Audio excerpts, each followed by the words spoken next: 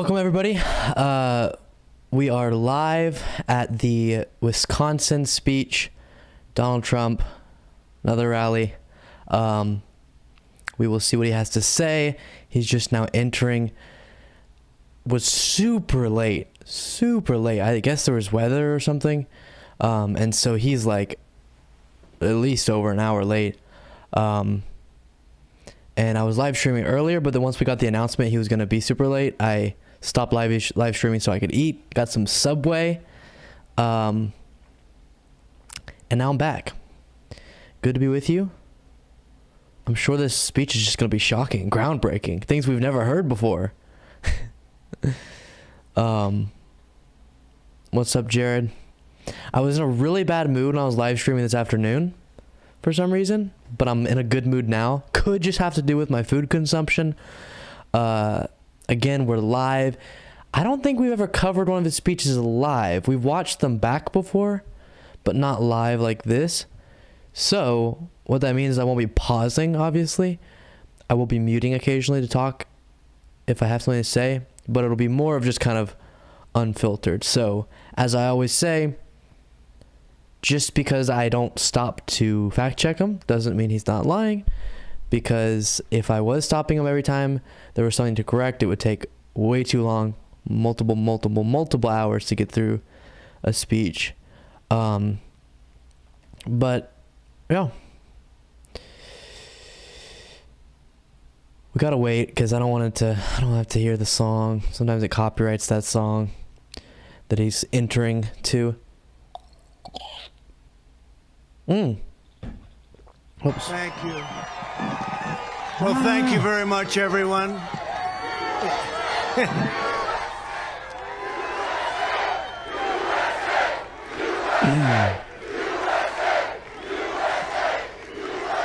And y'all tell me, do you like this and way or this way? I want to say a very big hello to Better. a place called Wisconsin. Has anyone ever heard of it? I think so. It's great to be back in this magnificent state with thousands of proud, hardworking American patriots. That's you. 3 months from now, the people of Wisconsin are going to fire your radical Democrat governor, Tony Evers. He's a real beauty. And you're going to send Tim Michels, an incredible success story, Tim Michels to the governor's mansion, and you're going to re-elect the amazing Ron Johnson, so respected. Great people. And you got others, you know that. We're going to elect an incredible slate of America First Republicans up and down the ballot, and we are going to end crazy Nancy Pelosi. What the hell? What was she doing in Taiwan? Oh, she was China's dream. She gave them an excuse. They've been looking for that excuse she gave her. Everything she touches turns to you-know-what. 2 failed impeachments, remember that too? This has been an exceptional week for the America First movement, exceptional. You probably saw that the Trump-endorsed candidates, Blake Masters easily won nomination for the U.S. Senate in Arizona. Carrie Lake won the nomination for Arizona governor. Tudor Dixon won the nomination for Michigan governor. John Gibbs, great guy, defeated Rhino Congressman Peter Meijer. Peter Meijer, he spells it a little different than other people. He is a little different right now. He's not so different, though, because he lost. This week, we're What? 45 wins. What's that mean? And no losses. Is that good? Is he counting Eric as one of his wins? Because that was a little fraudulent. A few weeks ago, 33-0, and plenty of those candidates were not expected to win. Now we're going up and down, looking at these victories with a massive win on Tuesday right here in a place called Wisconsin. There's somebody right over there. Tim, you better win. You're going to win. Tim Michels, he's going to win. He's going to win. I'm also pleased to announce that just today we chose Milwaukee for the 2024 Republican National Convention.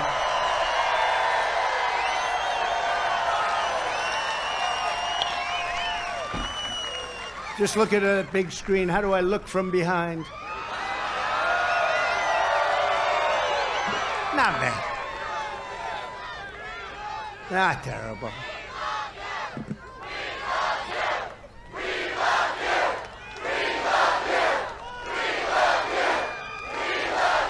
Thank you very much.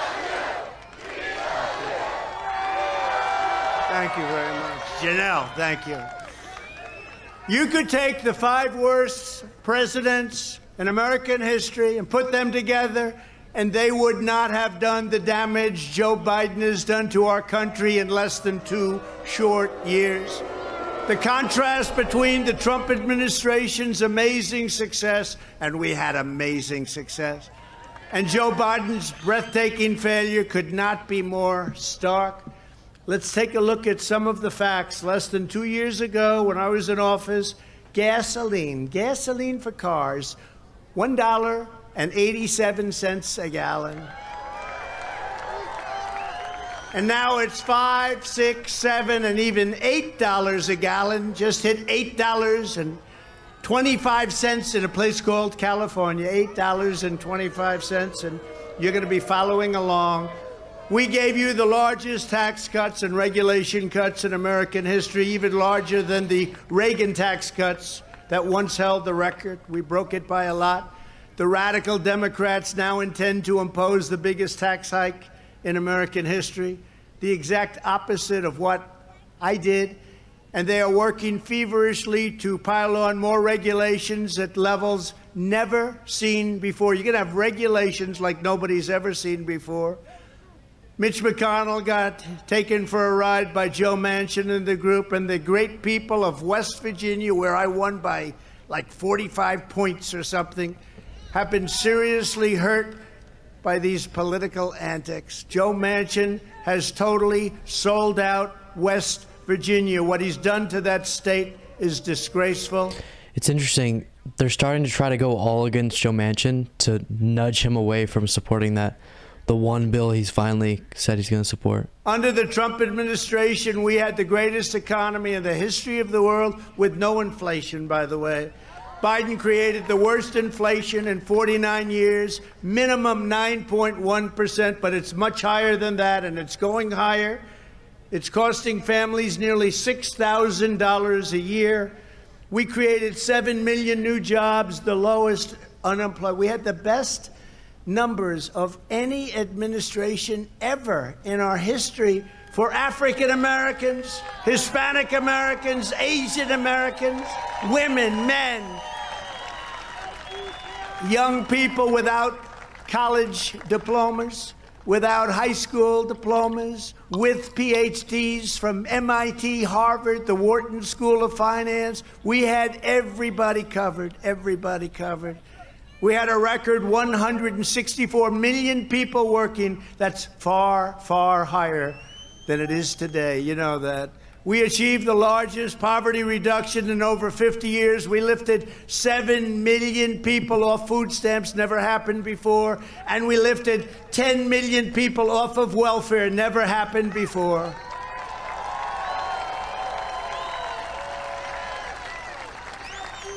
And then we got hit by China with the China virus, and after the pandemic, we handed the radical Democrats the fastest growing economic recovery ever recorded in history, the fastest ever, and they lived off that for a year and a half. Now they've turned that into 2 straight quarters of negative economic growth, also known as a thing called a recession. Let's hope that recession doesn't morph into depression. You think he's going to address the 500,000 jobs created in July, the jobs report numbers that just came out? It is the worst in many, many decades. I rebuilt our military, including our nuclear capability, and hope to God we never have to use it. And the creation of Space Force, first time that's happened since Air Force 79 years ago. They surrendered our strength and our great, great soldiers, what they did in Afghanistan, into the greatest humiliation our country has ever seen. I believe it was the most humiliating period of time. There's never been a humiliation like that for our country. Not the fact that we were leaving, but the way we were leaving. It was a surrender, and there was no reason to surrender. They hadn't killed an American soldier in 18 months. Abdul, don't do it, Abdul. And he didn't do it. 18 months we went. Look how happy she is. Military out first. How She stupid smiles so big at that is one. that? We created the safest border in U.S. history. We ended catch and release. We deported record numbers of illegal alien gang members. We got them out of our country, and we built hundreds of miles of border wall, brand new, beautiful border wall. In fact, we completely finished our original border wall plan despite 2.5 years of Democrat-inspired lawsuit. They sued us all the time. 2.5 years it took. We won all the lawsuits, and then we completed the wall, and we added much more wall than originally planned, and almost got that finished also. Would have been 3 weeks. 3 weeks it could have, the job could have been done, but they decided we don't want a wall. We want open borders. Let everybody come in, no matter who they are. Doesn't matter. Our border, just 2 years ago, was the best and safest in U.S. recorded history. And they have turned it into the worst in history by far, maybe for any country, and that includes third world countries. There's never been a country that's allowed people to pour into their country, and it could be the worst managed, the worst countries, third world countries. Nobody's ever had a border like we have. There's never been anything like this. It's a catastrophe. And instead of being proudly energy independent, which we were less than 2 years ago, even energy dominant, the United States is now a beggar for energy. We're begging. Biden and the radical left have turned calm into chaos, competence into incompetence, stability into anarchy, prosperity into poverty, and security into catastrophe. I wonder if Biden could have said that, what I just said, do you think? I don't know either, but I know he wouldn't be that proud of being able to say it like you just did. Look how good I just did on those words. Now our country is being systematically destroyed. Last month, the Wisconsin Supreme Court, I give such credit to them, ruled that the widespread use of ballot drop boxes across the state is totally illegal.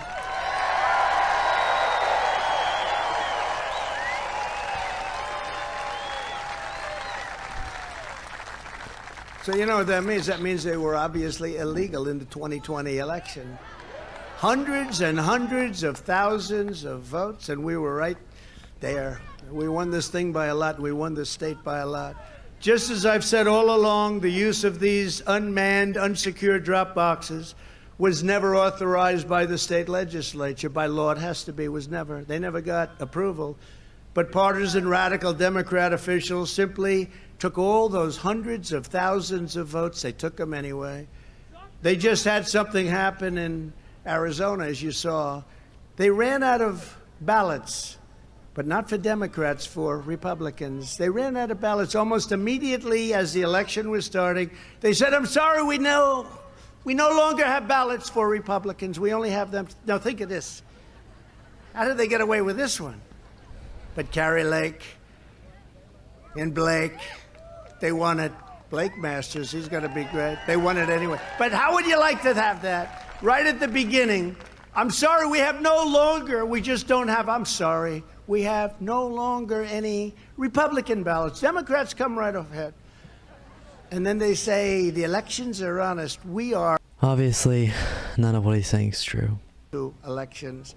As the Wisconsin Supreme Court said, it. What happened? The Wisconsin Supreme Court said it. That hundreds of thousands Lake Masters, he's going to be great. They won it anyway. But going to be great. They won it anyway. But how would you like to have that? Right at the beginning, I'm sorry, we have no longer, we just don't have, I'm sorry, we have no longer any Republican ballots. Democrats come right ahead. And then they say the elections are honest. We are also like a third world country when it comes to elections. As the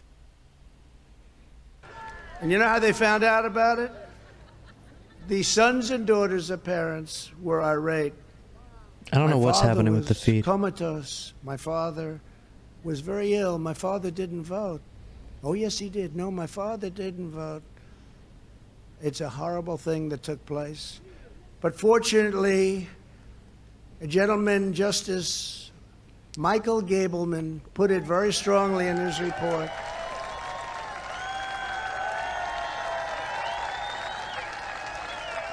One of the most highly respected people in your state, Justice Gableman, said rampant fraud and abuse occurred statewide, and he went on to excoriate the election and what happened. Where is Michael? Where is he? Michael, stand up, please. Thank you. Michael Gableman took great courage, because a lot of judges and justices didn't have the courage to say what they knew was true. I ran twice, I won twice, did much better the second time than I did the first, getting millions more votes in 2020 than we got in 2016. That's true, but not enough to beat how many votes Biden got. Millions more votes. And likewise, getting more votes than any sitting president in the history of our country by far. True, but less than Biden. Just have to do it again, right? We may have to do it again and bring our country back.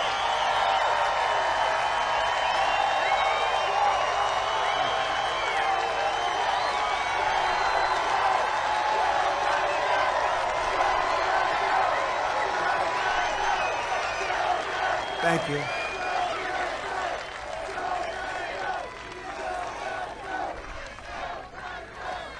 Thank you. But first, we have to win a historic victory for the Republican Party. There's some great people in this party. It's going to happen in November.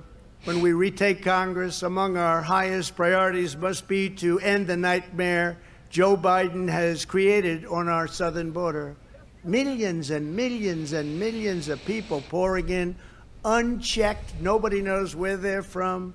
Last week, we had 129 countries represented of people that came into our country illegally. We know nothing about them. We're going to pay a price for many, many years to come. Every day, criminals, murderers, and sexual predators are pouring across our border. Other countries are emptying out their prisons and sending the worst criminals the world has ever known right into the United States. We're like a dumping ground. They're emptying their jails into our country. They don't want them back. They said, let's get them out. Very expensive to keep them. So they're just dumping them right into the United States. They're coming in all different ways, including in the caravans.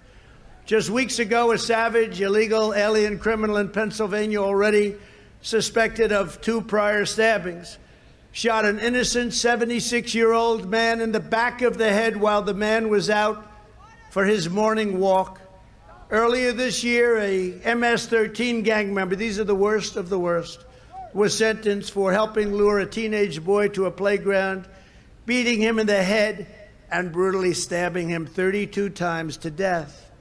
2 other illegal alien MS-13 gang members in Texas were convicted for raping and murdering a 15-year-old girl in a satanic ritual.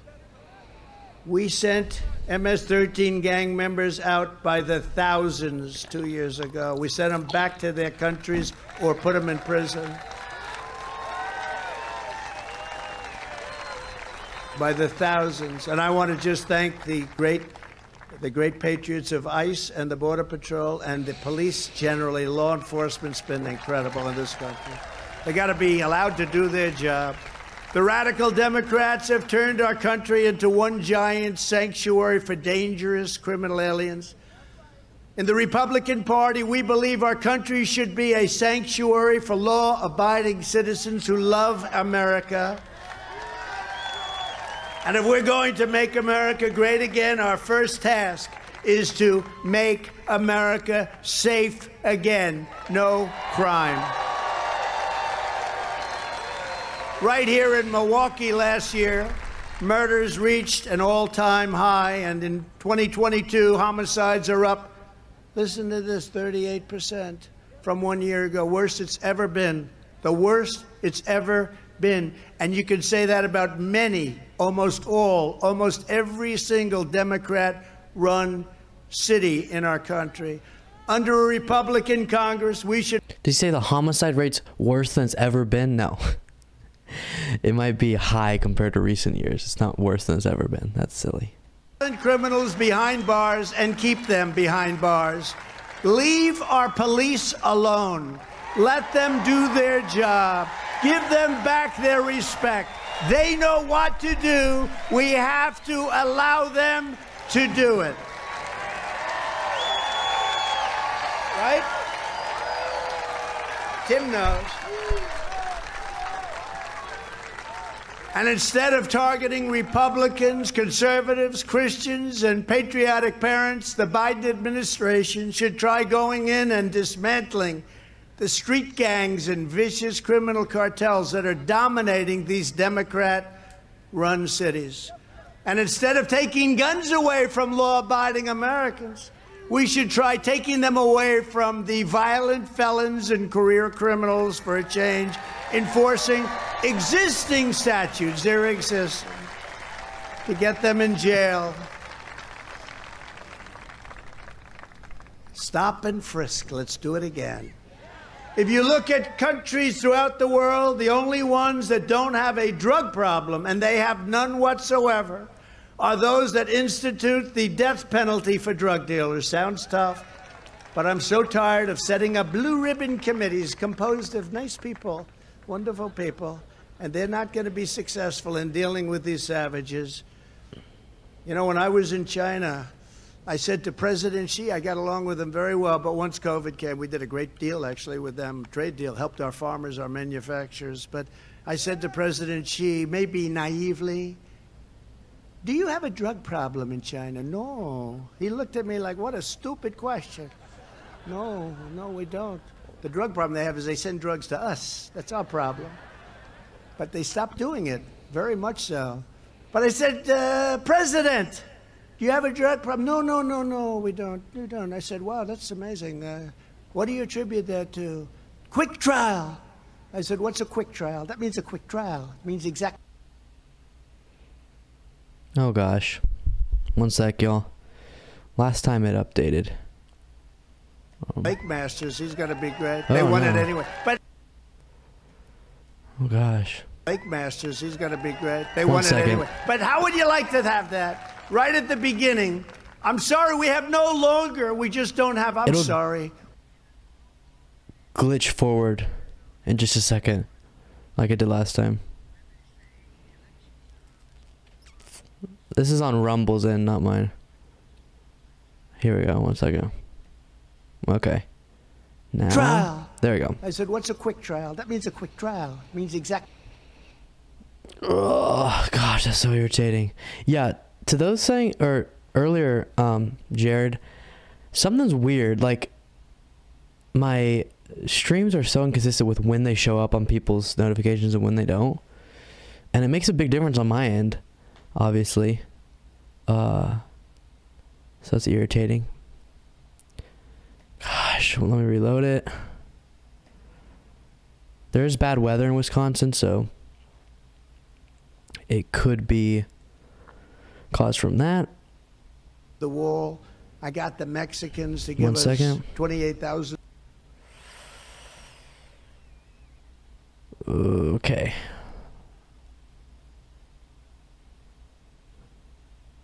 What is happening?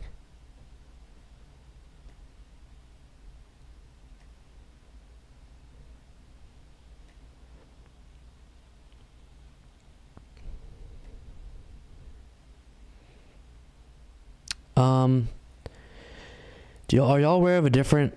Oh, I actually do know. But that's okay. That doesn't make him a bad person. But we have some real bad ones in this country. But it was amazing the job we did. Our country doesn't win anymore. We don't win with our military, with education, with trade. We don't win with anything. We just don't win. We're going to start winning again, just like we were 2 years ago.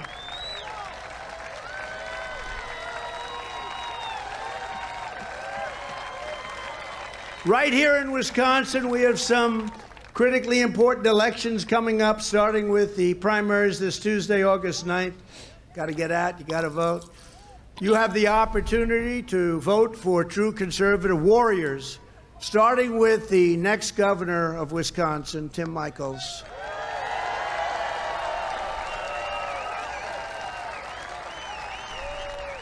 Now, you have to understand who Tim is, because a lot of times people say, oh, he's a businessman, and he'll own something little, tiny, little thing, and he'll say he's a bit. This guy's big time. In fact, I said, are you sure you want to do this?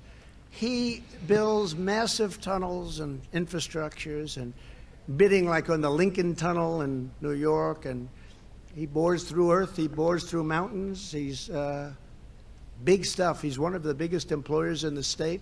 And this is where he's based. He's all over the world building these big tunnels that go through incredible granite mountains. I say, how the hell? I was with him. I spent more time talking about that than I did, frankly, politics. I said, you got to tell me about the machines that do it. They cost 35 to 40 million each, but they're incredible. He said, they go through it like butter, sir. And I find it I love construction. I'm sorry. I love construction. But he's big. He's big time is the point. This is big stuff. The biggest in the world at what he does. Tim is a tremendously successful builder and runs the largest construction company in your state. He employs more than 8,000 people here. He's a former Army Ranger, most importantly, a proud America First patriot who is with us right from the beginning. He's been with me for a long time. Introduced by a friend of mine, Diane Hendricks. You know who Diane is? I heard about this woman, Diane. This is 6, 7 years ago. And I heard she was a Trump fan. I said, who the hell is she?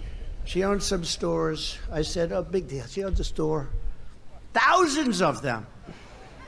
I said, who is she? How many stores does she own? Sir, I think about 4,000. 4,000? What the hell is she worth? Billions. Well, naturally, because of that, I became extremely friendly with her. And she also happens to be beautiful, by the way.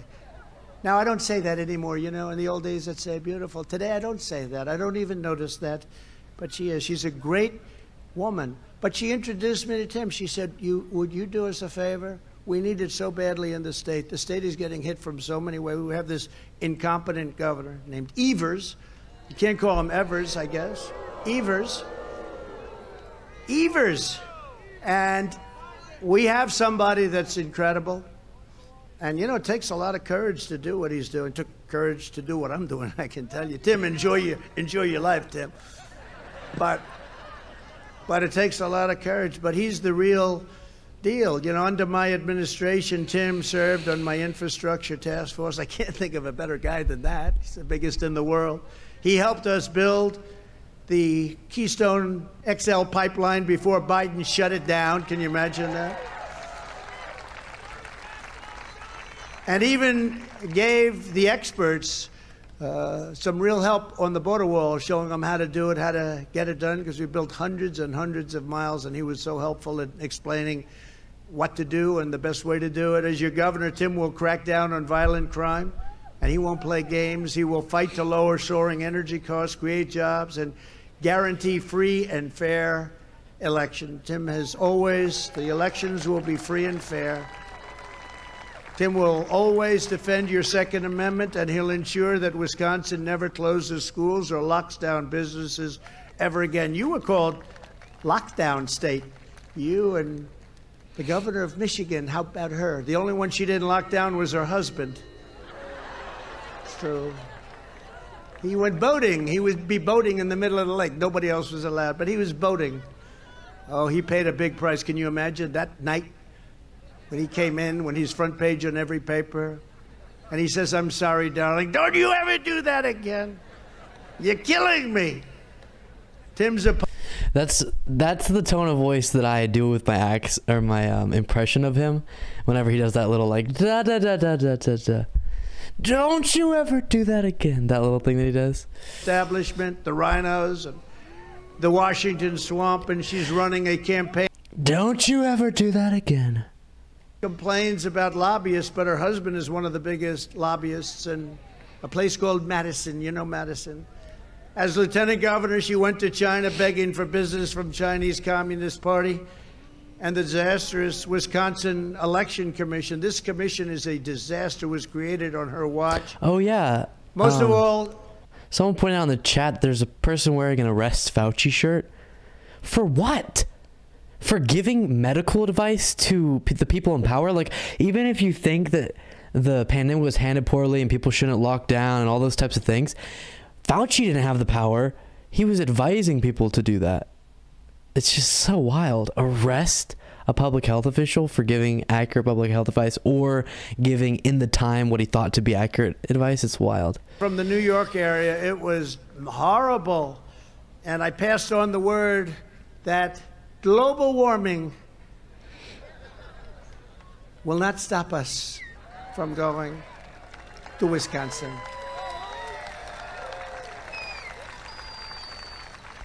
You know, it started off, it was drizzling just a little bit. I said, what is it? They said, sir, it's climate change. I said, it's drizzling. It's drizzling. There's a little rain. It's drizzling. Climate change. You know, they used to say global warming. They had all different names, but now they're climate change. Now, if it's warm, it's okay. Climate change. If it's cold, if it rains, if it doesn't rain, if you have drought, everything's climate change. You can't miss. They finally got it right. But I'd like The extreme weather events that we're seeing, including extreme temperatures on either end, definitely you can blame, or I don't know on the low end, but extreme temperatures on the high end and the extreme weather events, yes, are caused by climate change. All right, Not every, well, Wisconsin! not every single one, obviously. You're going to have some extreme weather events, but the increase in how often and how likely these extreme weather events can be traced back to climate change. And getting proper leadership in the governor's office in Madison! Oh. We're gonna do it together. We are. Oh. I don't know what to do. So irritating. Come on.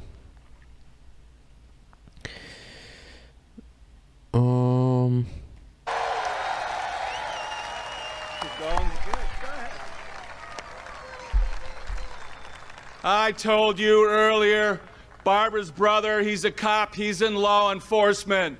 I will back the blue. I will get rid of the catch and release DAs. I'll fire them. And we are going to have law and order again in the state of Wisconsin.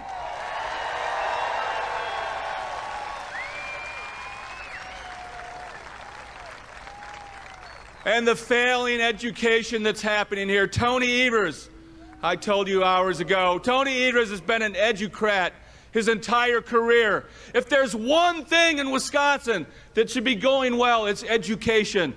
He's been a leader in education for 13 years, and education continues to decline, get worse and worse and worse. If he can't do anything good for education, he can't do anything well at all, and that's why we're going to... That's because Republicans like you want to defund education and privatize it.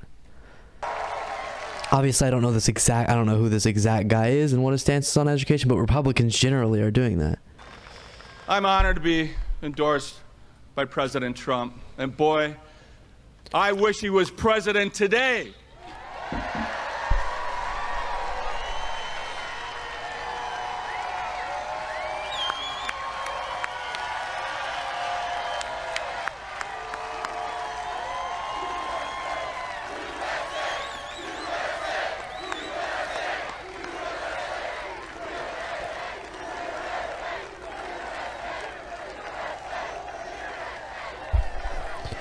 I love you. I love you.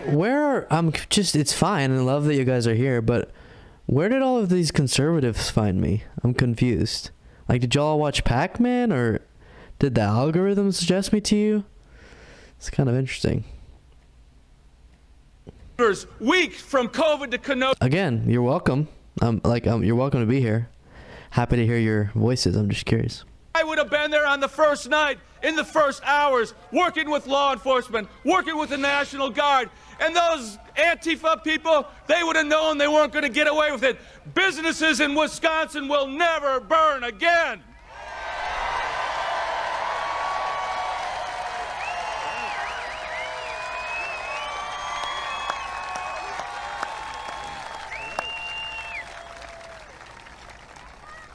So I thank you so much. I thank you so much for coming out tonight.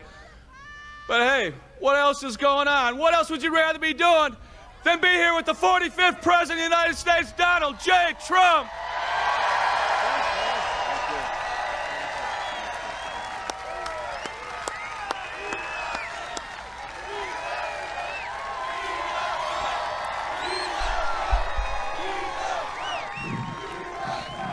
Wow, that was a good job.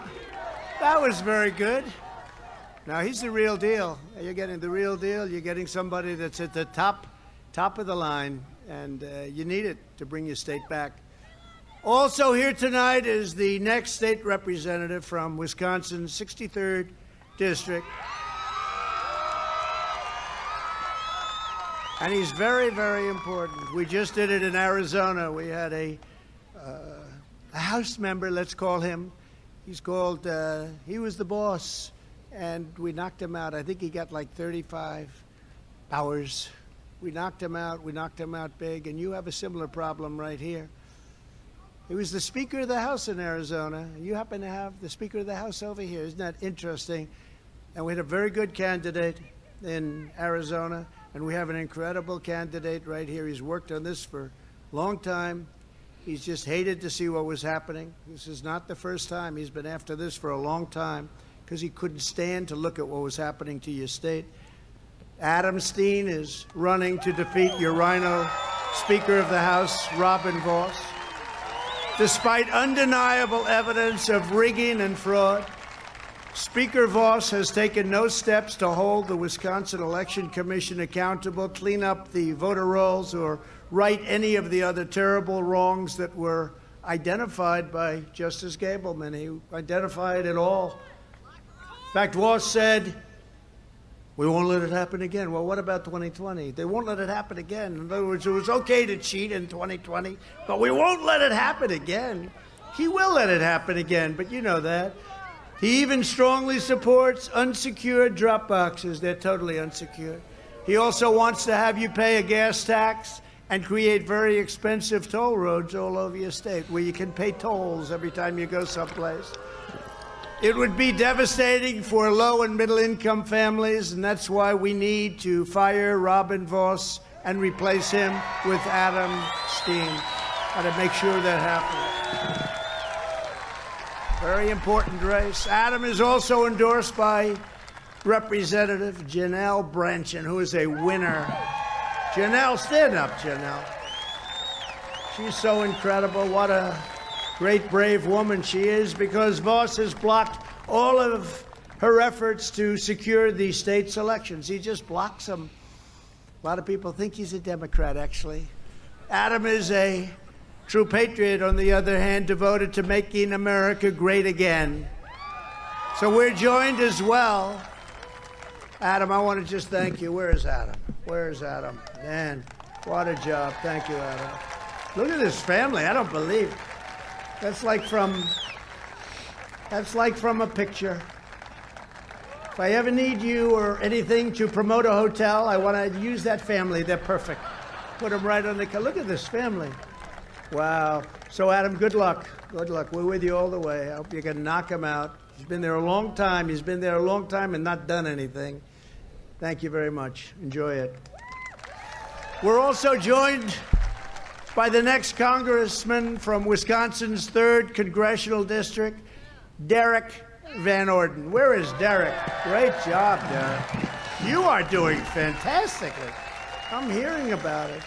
And he's another one that doesn't stop. He is somebody that will not stop. I hear you're doing fantastically well, so good luck. Close it out. Close it out. We need you in Washington. Thank you, Derek. Great job. Thank you, and your family. Once again, the primary is this Tuesday, August 9th, so get out and vote for Derek and Tim Michels and Adam Steen. I also need to ask you to vote for a very good friend of mine and a special man. He's one of the most respected people in the Senate. He has done an incredible job, and he'll take unpopular positions if they're right. His name is Senator Ron Johnson, so get out and vote for Ron Johnson. Ron Johnson recently came out and said that we should have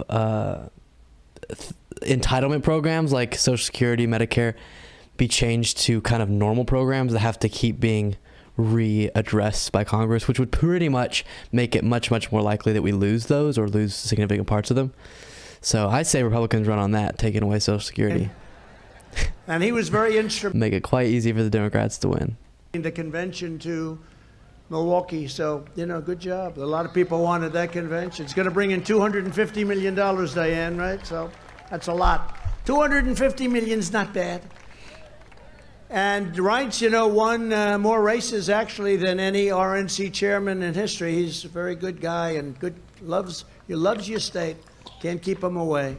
As well as candidate for Congress in Ohio's 9th congressional district, a man named J.R. Majewski. Do you know who that is? Quick story. I was in Ohio and I'm giving a little speech in front of about 40,000, a smaller crowd, one of our smaller crowds. And I was told that there's somebody named J.R. Majewski there. They said he was a farmer. He's actually not a farmer. He's a physicist. I'd say that's a big difference, right? But what the hell? Nobody cared. But he was sort of running, but not really running. But he was trying to make a point because he's got some great points to make. And I introduced him to this massive crowd, J.R. Majewski, and the place went crazy. And he wasn't supposed to be playing in the race much. He was just doing And Trump got a little jelly when they cheered that loud. with serious politicians in the race. And the next day, the numbers came out. And the winner was J.R. Majewski. How the hell did that happen, J.R.? How did that happen? Huh?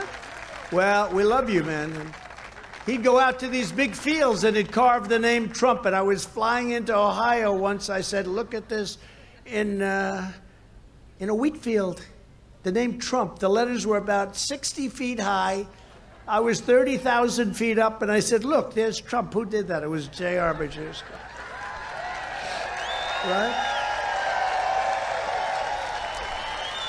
I think that's why everybody thought he was a farmer. That makes sense. I guess that's what happened, right? But we appreciate it, JR, and go win your race. You're going to win. You're going to win. People love this guy. He's great. Another man who's great, and I've known him for a long time. He's tough as hell, but he's got a big, beautiful heart. Sheriff David Clarke. Here's David. And his incredible wife. What a couple. What a couple.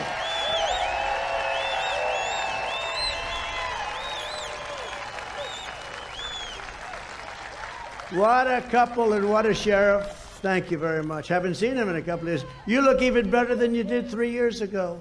What are you doing? Explain to me what you're doing, please. Thanks a lot. Great, Sheriff. Great job. Thank you. And two people that I've slightly mentioned, but I have to have them stand up because Diane Hendricks is a special woman, one of the greatest business people in our country. And yet she's a very modest person, but she's incredible. And I'll tell you what, when she gets on your case, she doesn't stop.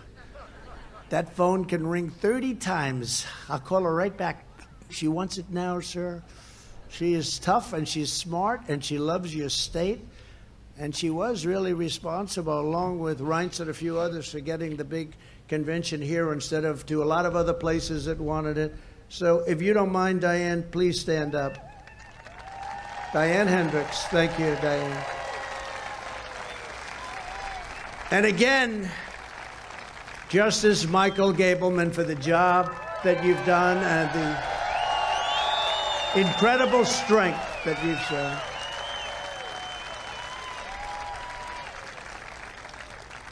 And you know, Michael is endorsing Steen. How's that working, right? Michael is endorsing Adam, and that's great. It was, put there by Voss to do it in a commission. And he went back and he said, look at all this fraud.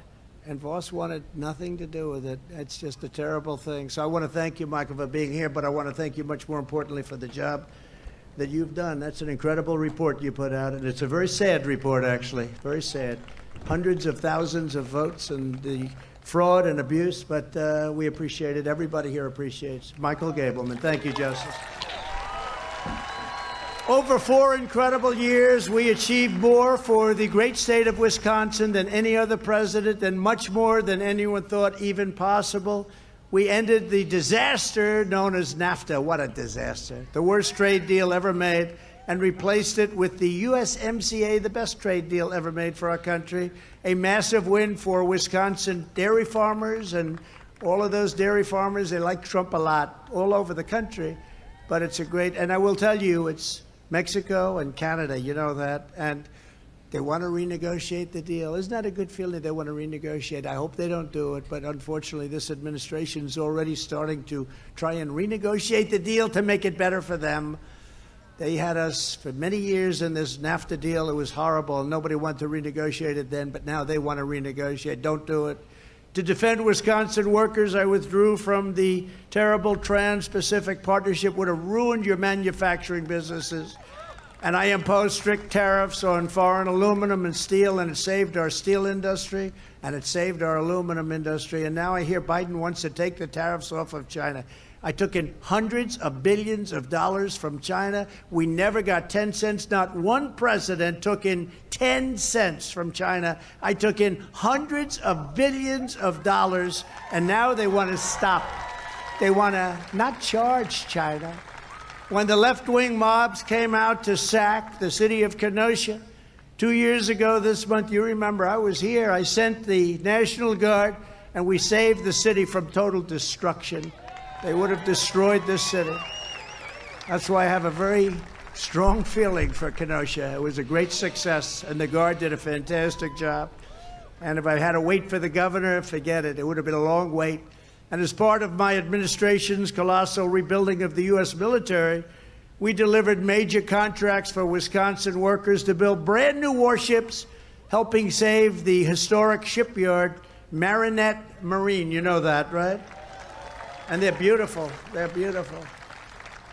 They look like yachts with lots of guns on them, actually. No, they're beautiful. Marinette, they're doing a fantastic job, but I gave them the contract. It was like $6 billion. Other people wanted. I said, nope, that's going to Wisconsin. I took a little heat, but it's worked out good because I hear they're doing a great job, right? Are they doing a good job, Tim?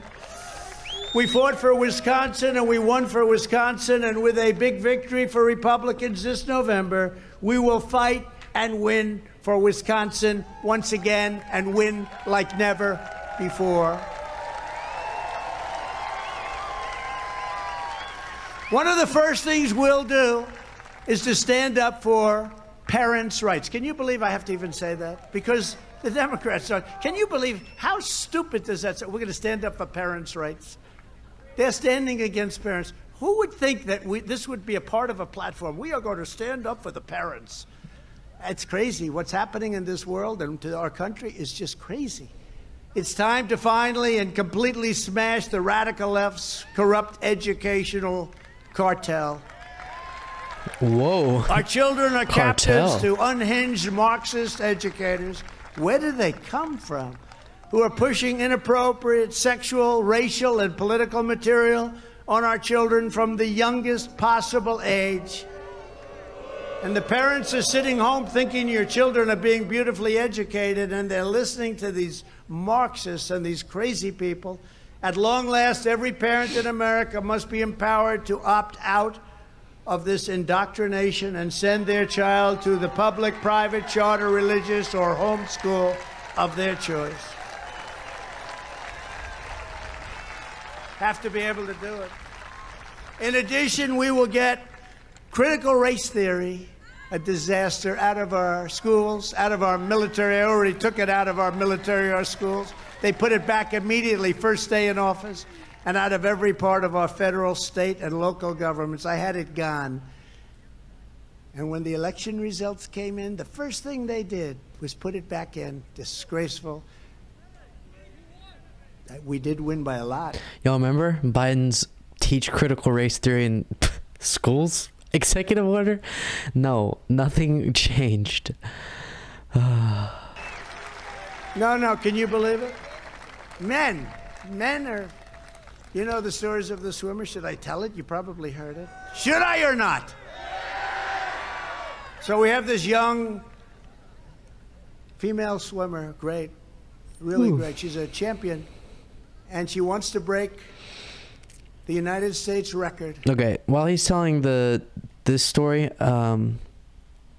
quickly, I want to remind you that tomorrow, to look forward to this, because this is really exciting, tomorrow I'm going to CPAC in Dallas. I'm heading out to Dallas to cover the event. Well, not cover it, but to interview people on the ground there. That's the day that Trump's speaking, so I should be able to get interviews with a few Trumpsters like I've done before.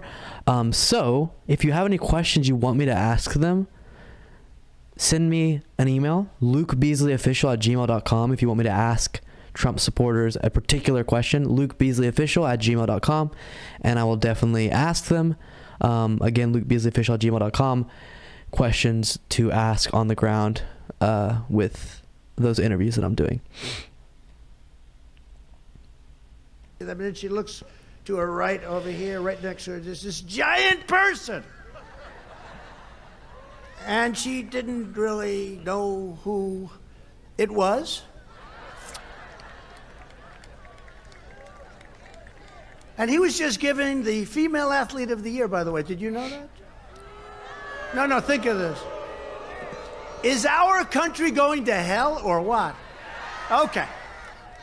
Nothing wrong. Look, I'm sure a very nice person, but he had a wingspan like this. He was giant. She's looking up. She said, "Oh my God, he looks like he could be trouble," or she looks like. And it was quite scary, but she figured she's the best, so she's going to win. Well, she was badly injured in that race. You know why?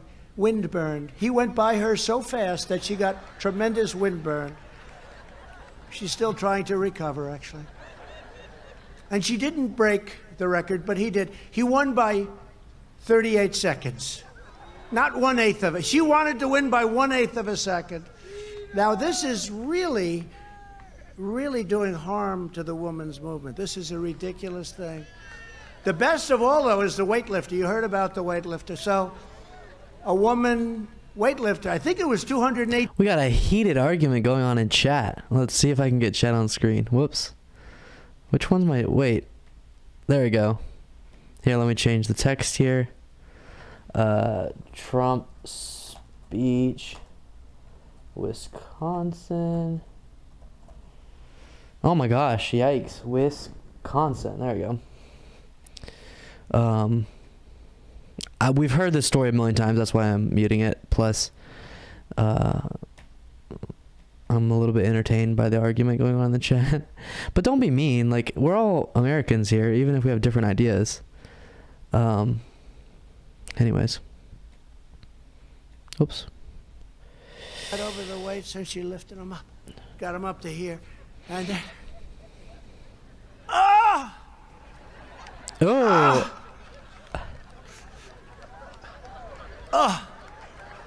No, not enough. This is vile. This is so sexual. Trump. Calm down. It's a little inappropriate for these conservatives. Person in a male's body. That's what you say, because they call it a person in a male's body happened to come up.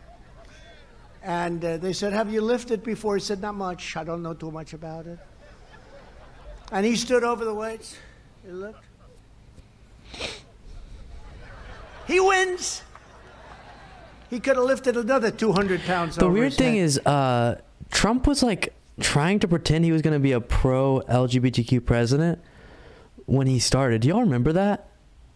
I feel like I'm going crazy. He literally, I remember one of his daughters, the youngest one, had a like pro-LGBTQ event at her college and was saying Trump's going to be the most, the biggest ally, and then Trump would say that in speeches, and I don't know. It's weird how different the sentiment is there. He also said he was going to give everyone health care, so. Game by 70, 80, maybe 90 points.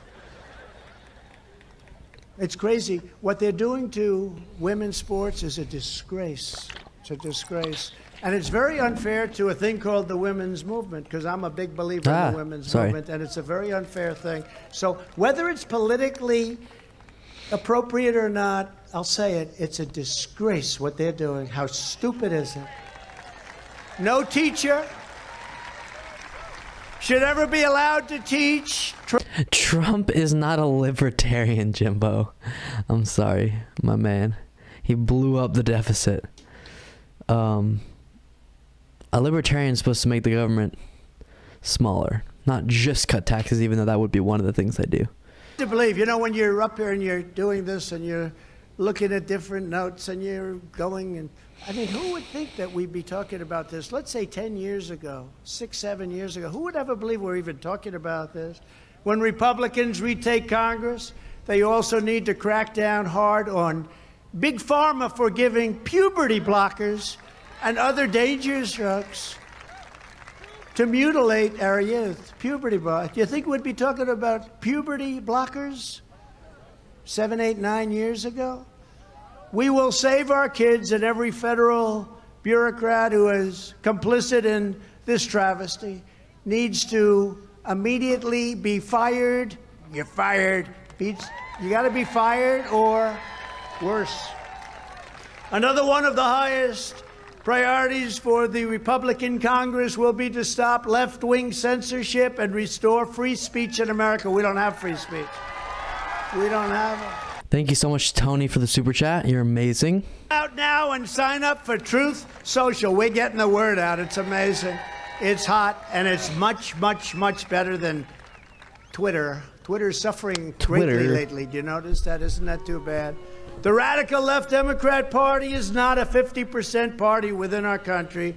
They're against God, guns, oil, law enforcement, voter ID, tax cuts, regulation cuts. You're right. They're not a 50% party. They're much more than that. And that's why the ways that Republicans win is by suppressing turnout.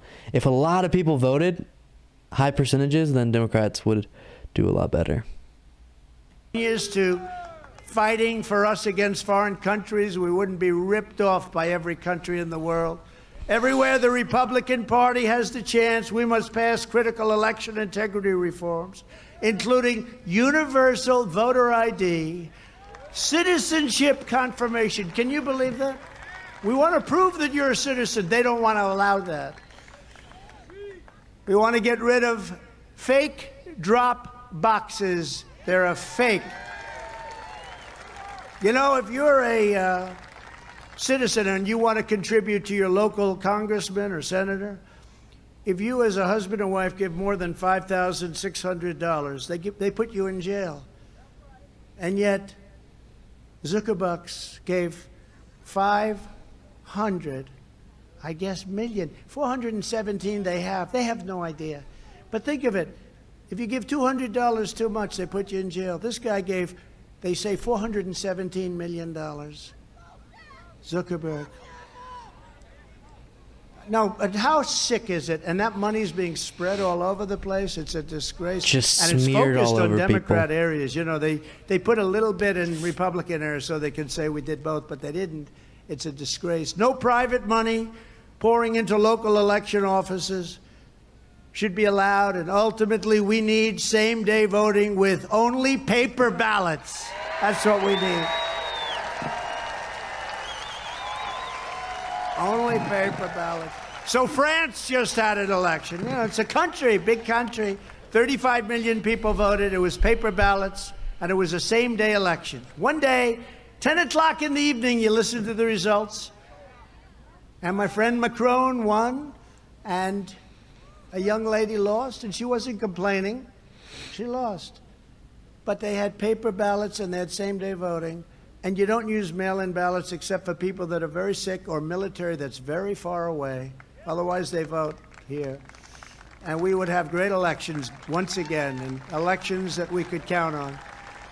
Not elections where Kari Lake is waiting for days and days for the result.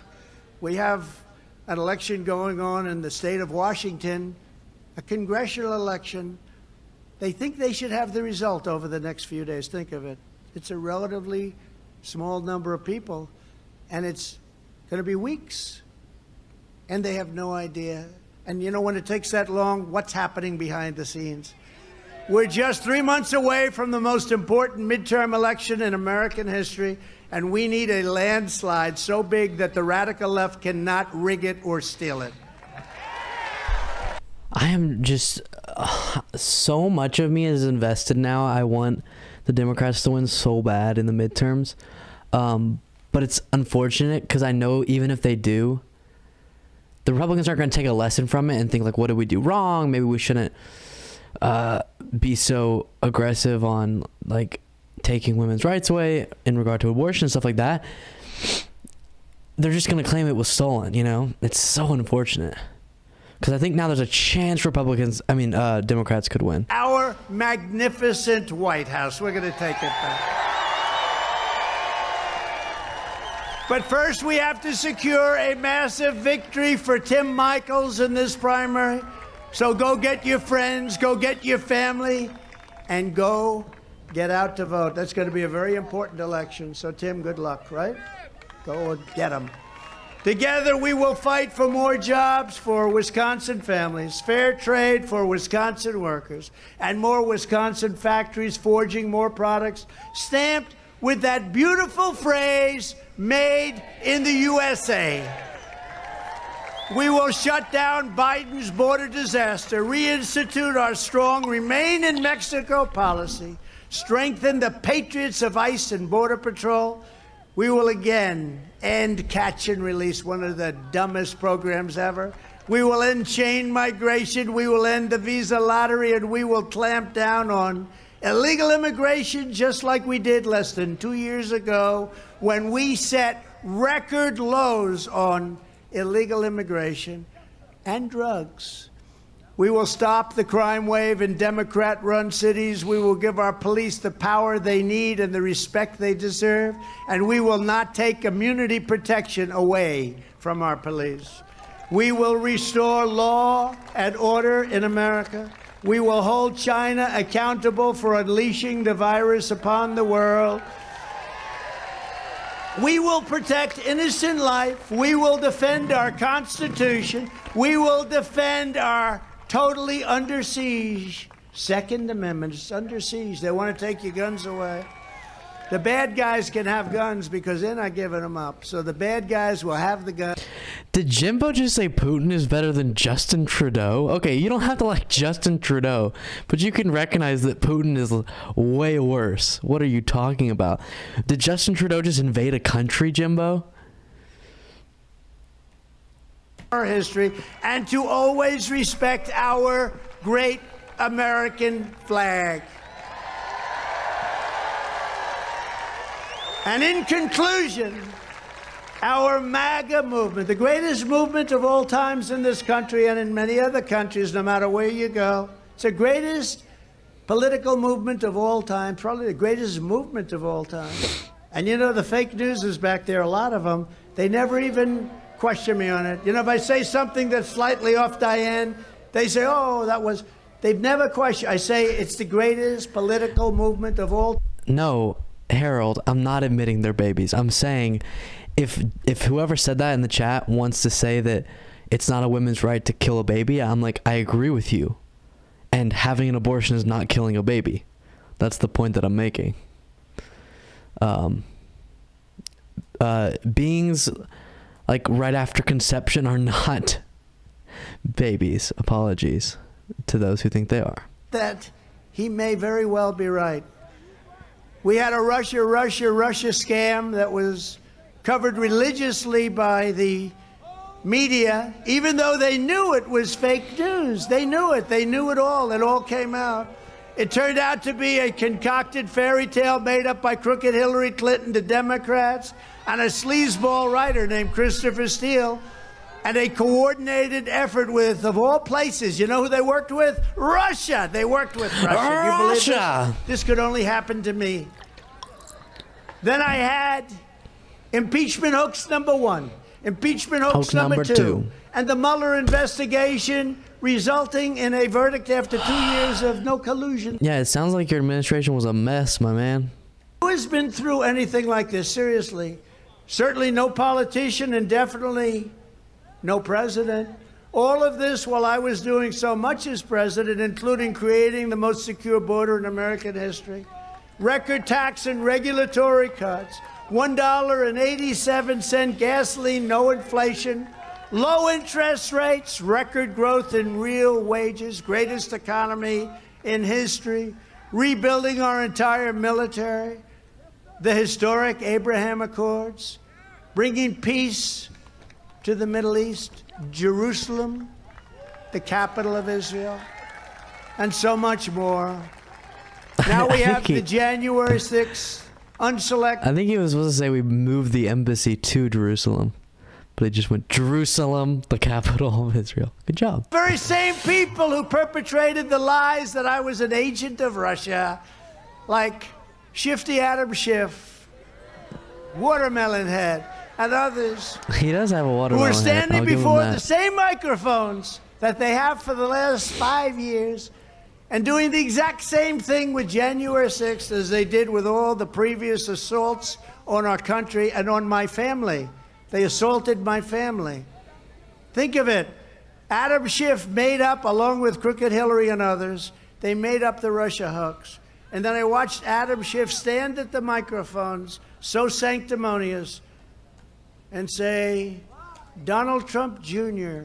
should go to jail for what he did with Russia. Now think of that. He made up a story, a fake story, and he's suggesting that my son, a good kid, go to jail on a story that he knows is fake. What do you think about that, Diane? Not good, right? So where does it stop? Where does it end?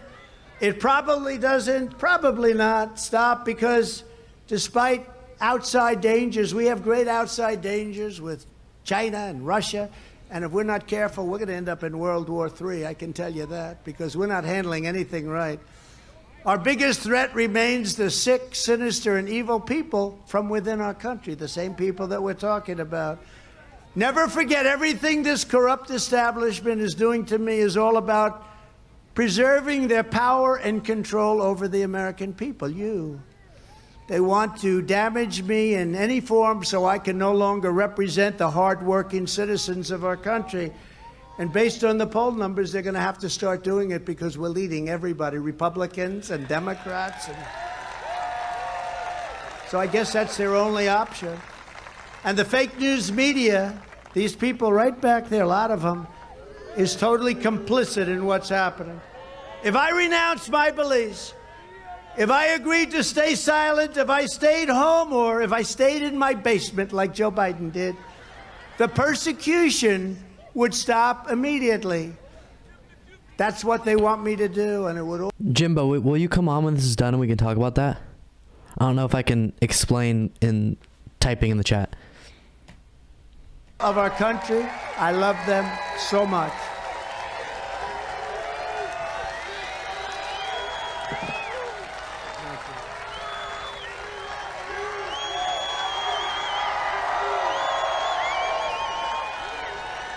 And I'm not doing this for me, because I had a very good and luxurious life before entering the wonderful world of politics.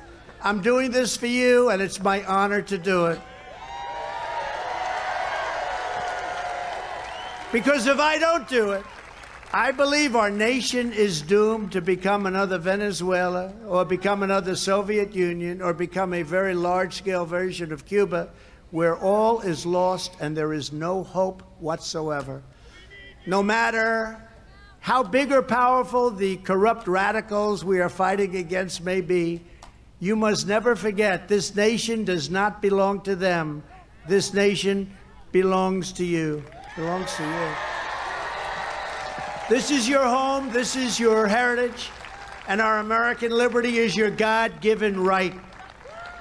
From Madison till Milwaukee, from Janesville to Green Bay, from Kenosha to right here in Waukesha, we inherit the legacy of Wisconsin patriots who braved incredible dangers to carve out life in a vast and wild but wonderful frontier. We stand on the shoulders of American giants who crossed the oceans, explored the continent, settled the Great Plains, won the Wild West, laid down the railroads, raised up the incredible, beautiful, great skyscrapers, conquered the skies, fought 2 world wars and won, defeated fascism and communism, mastered spaceflight, and made America into the single greatest nation in the history of the world.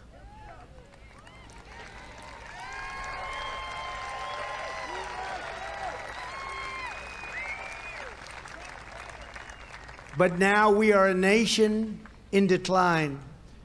We are a nation that is failing. We are a nation that is hurting so badly. We are a nation that has the highest inflation in over 40 years, and where the stock market just finished the worst first half of the year since 1872. Think of that. Likewise, we are a nation that has the highest energy costs in its history. We are no longer energy independent or energy dominant as we were just 2 short years ago. We are a nation that is begging Venezuela, Saudi Arabia, and many others for oil. Please, please, please help us, Joe Biden says. Yet we have more liquid gold under our feet than any other country in the world. We are a nation that is consumed by the radical left's Green New Deal, yet everyone knows that the Green New Deal will lead to our destruction.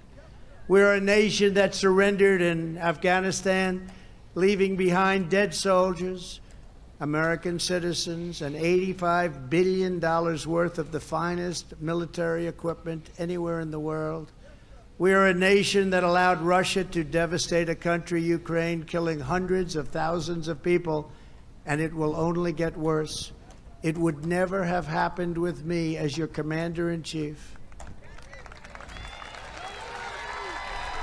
And it didn't. It didn't happen. Never happened. And China, with Taiwan, is next. Just watch what's happening. You see it happening before you. How stupid it was that she went. We are a nation that has weaponized its law enforcement like never before against the opposing political party. They send their law enforcement out to get them because they can't beat us at the polls, so let's lock them up. We are a nation that no longer has a free and fair press. Fake news is all you get, and they are the enemy of the people. We are a nation where free speech is no longer allowed, where crime is rampant like never before. Listen, free speech is so important to protect, absolutely. But every time I ask conservatives what they mean by free speech is being censored, they point to like people getting kicked off of Twitter and Facebook and stuff like that. And it's like, but that's private companies censoring, which you can be against, of course. That has nothing to do with free speech. Free speech guarantees the government won't censor you. It's nothing to do with what Twitter's going to do. Again, you can be against Twitter censoring. That doesn't have anything to do with the First Amendment. And China, Russia, and North Korea in check. They weren't going to do a thing against the United States. They weren't going to hurt us. Everyone knows that's true. Even the radical left Democrats say it. They weren't going to do a thing against the United States when Trump was president. And perhaps most importantly, we are a nation that is no longer respected or listened to around the world. We are a nation that in many ways has become a joke. And we are a nation that is hostile to liberty, freedom, and faith. We are a nation that allows men to play sports on women's teams and dominate those teams. We are a nation whose airports are a disaster, whose flights never leave on time, and whose passengers are stranded all over our country. We are a nation whose economy is floundering, whose stores are not stocked, whose deliveries are not coming, and whose educational system is ranked at the bottom of every list. But we are not going to let this continue. 2 years ago, we had the greatest country that we've ever had. We were doing better than we had ever done. The greatest country. And soon we will have greatness again. We will have greatness again.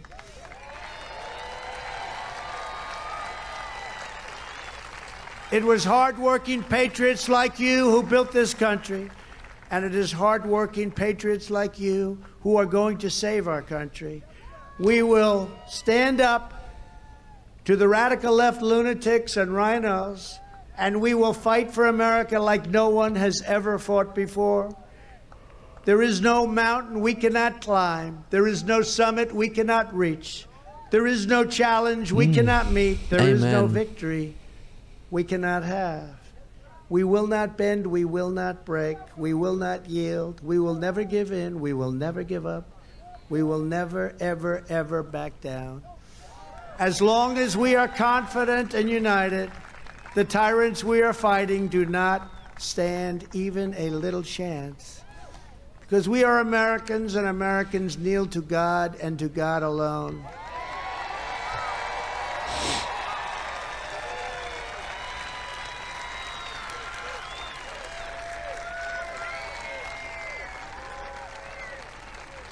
My fellow citizens, this incredible journey we are on together has only just begun, and it is time to start Oh, I talking hope about not. greatness for our country again.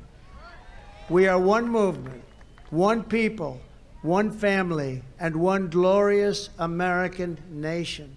So with the help of everyone here today and the citizens all across our land, we will make America powerful again.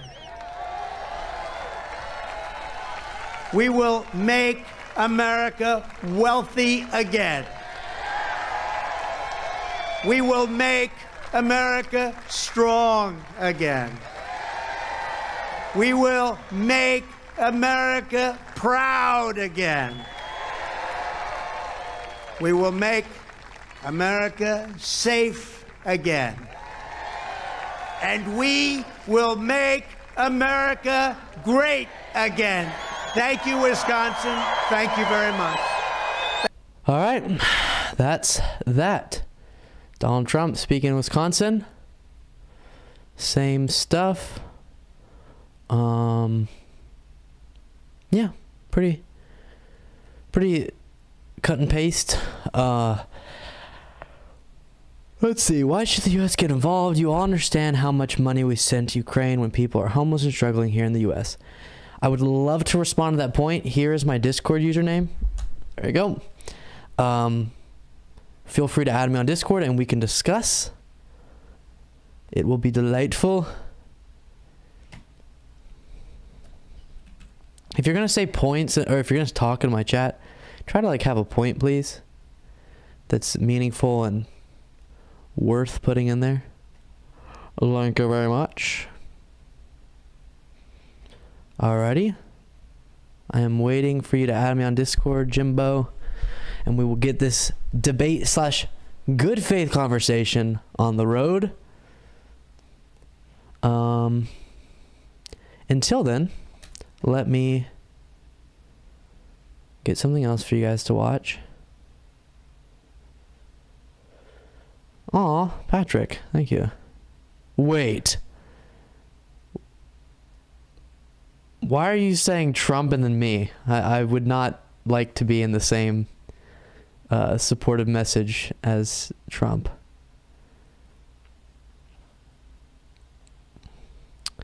No, I just dropped a Discord username, Luke Beasley, and then the hashtag 98. Wait, that's not my whole username. Whoops. Let me put that in there again. It's Luke Beasley. Yeah, you can do just via voice. That's fine. I mean, if you want to be on video, that's better. But yeah, just calling is fine. But it's not like a phone number. It's Luke Beasley and then the hashtag 9869. If you do you use Discord? If not, I can send you a Zoom link. Just let me know. Since it'll take a little time to set up. Yeah, the Discord app works great. Let me find something we can watch. I know you all heard this, but Alex Jones got $50 million almost that he's going to have to pay out. Sheesh. That's crazy.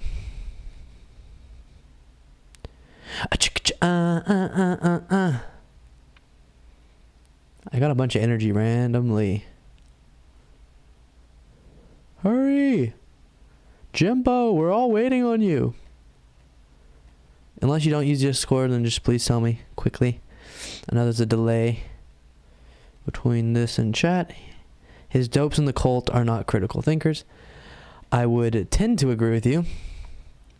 Anyone have a video they want us to watch? I could pull up something while we're waiting for Jimbo to get his poop together. Just kidding. We love you, Jimbo. Ooh, let's see what...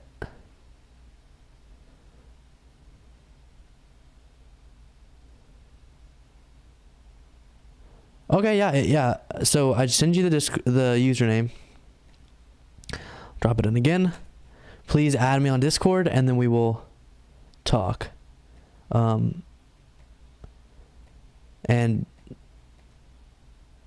no worries about being a little bit inebriated. Ain't nobody's gonna judge you here. You're naked. That's the music every time. So irritating. All right, let's see what this is. Who voted to impeach the former president last year. He lost his primary this week, and Democratic campaign leadership invested hundreds of thousands of dollars in propping up his right-wing opponent.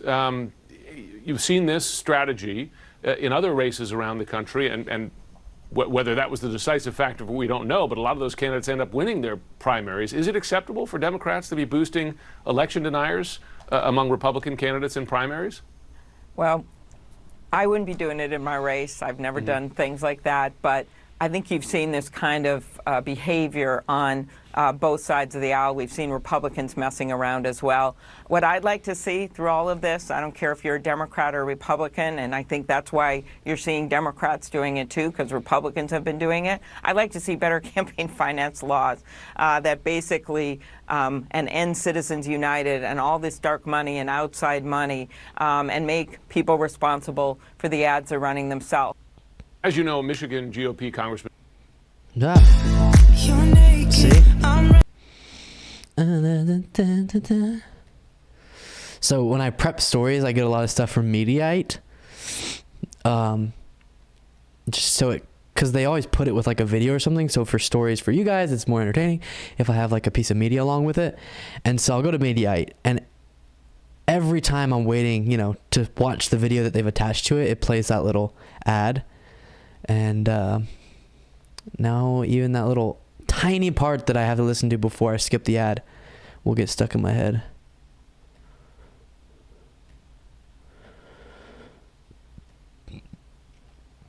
To anyone just hopping on, definitely wait around. We are gonna have a little debate here in a second / conversation. Need to charge my phone a bit and pour a drink. Sheesh. Okay, well, I gotta find something interesting to watch then. Until then, go as fast as you can, please. But the whole universe is pretty shocking. President Basic confirms. Oh, I want to see this about Medicare and Social Security. Well, let me read from what you in your own plan what you say about Medicare and Social Security sunsetting in 5 years, meaning it has to be renewed every 5 years. I assume that includes, when you say all federal legislation must sunset in 5 years, does that include Social Security and Medicare, two programs that are so critical to seniors, and you got a lot of seniors in your state of Florida? Well, Medicare is clearly very important. We've got to make sure that we get those benefits, Social Security. We also, that's how we do our defense budget. We look at it every year. We don't say, oh, we're going to have the exact same program the exact same way, but we know we want to have a lethal military that can defend the freedom of this country. Wow. Guys, the Democrats need to promote Rick Scott a lot. Because if we can get Americans aware that a Republican is for a platform that would sunset Social Security and Medicare every 5 years, that's a huge win for the Democrats, because the idea that you would chance losing either of those is wild. Okay. Exactly where the outbreaks are taking place. But Let's take a look at this. Emergency. Congresswoman, I'm going to go to you first on this. What are your thoughts on this? Well, just like you said, they're not canceling exactly where the outbreaks are taking place. But go back to COVID. They shut down our churches. They shut down our schools. They shut down our businesses, our grocery stores. It was absolutely insane. Everything, the entire planet was shut down over this. And we know exactly what causes this monkeypox, and they're not doing anything. No, actually, you're a bigot if you talk about it. Right. And I think it's interesting. We have midterm elections coming up, and suddenly there's a new health emergency from the federal government. I mean, President Ronald Reagan, I'm not looking for zombie Reagan to come and save America, but he really did say it best. He said, the most dangerous. Wow. It is wild how nonchalant they spread conspiracies like that. You think this has anything to do with the midterms? You can go look at numbers from independent groups on how many monkeypox cases there are, and then monkeypox cases. And then to pretend that it's not something we should be concerned with because, at least initially, it was primarily among, men who have sex with men, is silly because as you see with many diseases and viruses and whatever, even if it starts in one group, it's going to get into other ones, as we're seeing with monkeypox. And also, even if it was just within that group, you should still care about it. Why would it matter who has it? As long as you know that it's spreading a lot and it's dangerous, you should care about responding to it. And they're not going to, people were saying, they're going to lock us down again. I was like, I would put so much money on the table that they're not going to do lockdowns for monkeypox because that's not how it spreads. You have to have more contact with someone to spread monkeypox than COVID. The only times you need a lockdown is when something is so contagious that you literally can't even have level 1 interactions with people without getting it, which is how COVID was. All right.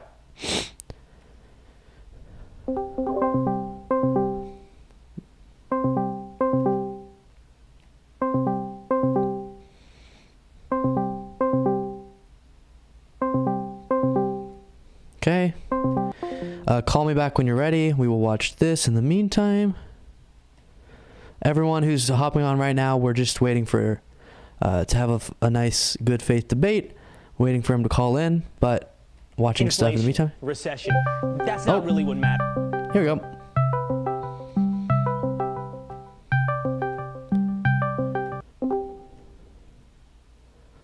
Hello.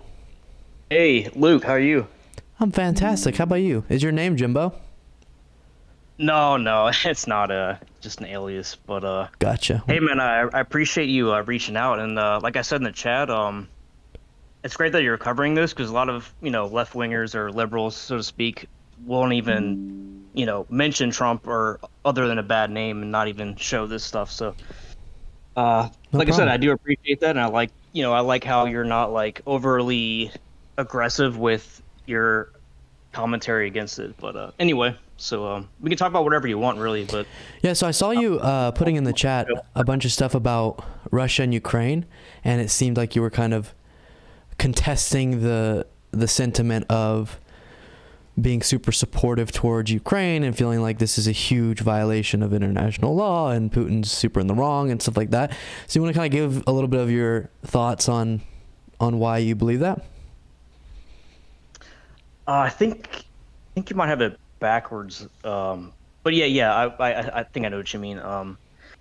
So trust me, I'm not like a Russian supporter. I don't like Putin necessarily at all, but I'm gonna admit I'm not like an expert when it comes to knowing like the history of Russia and Ukraine. But from my understanding, you can correct me if I'm wrong, that Russia used to own Ukraine. So that simple fact that if they're basically taking back their land, how is that wrong? I guess we can start there if you want to. So, they were part of the Soviet Union, and then Ukraine became not a part of the Soviet Union, and even because it dissolved, and then Russia didn't have any authority over Ukraine. They even recognized that Ukraine is its own state at different points. And so then once a I guess you would say geographical location or a group of people establish themselves and get recognized by the world, including the other country in question, as its own state, then yeah, it would be you'd be hugely in the wrong to just invade that country and start killing a bunch of people because you want the land back.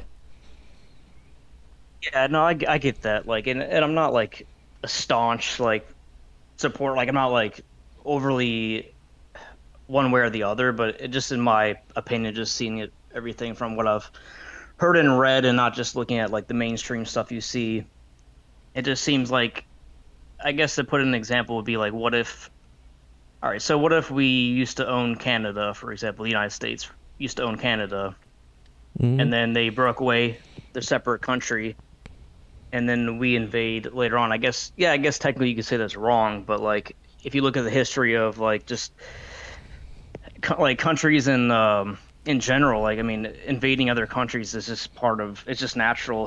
Unfortunately, it's just kind of a natural. So I'm not really interested in whether or not it's something that's happened before. I'm interested in if we should be staunchly against the action or for the action.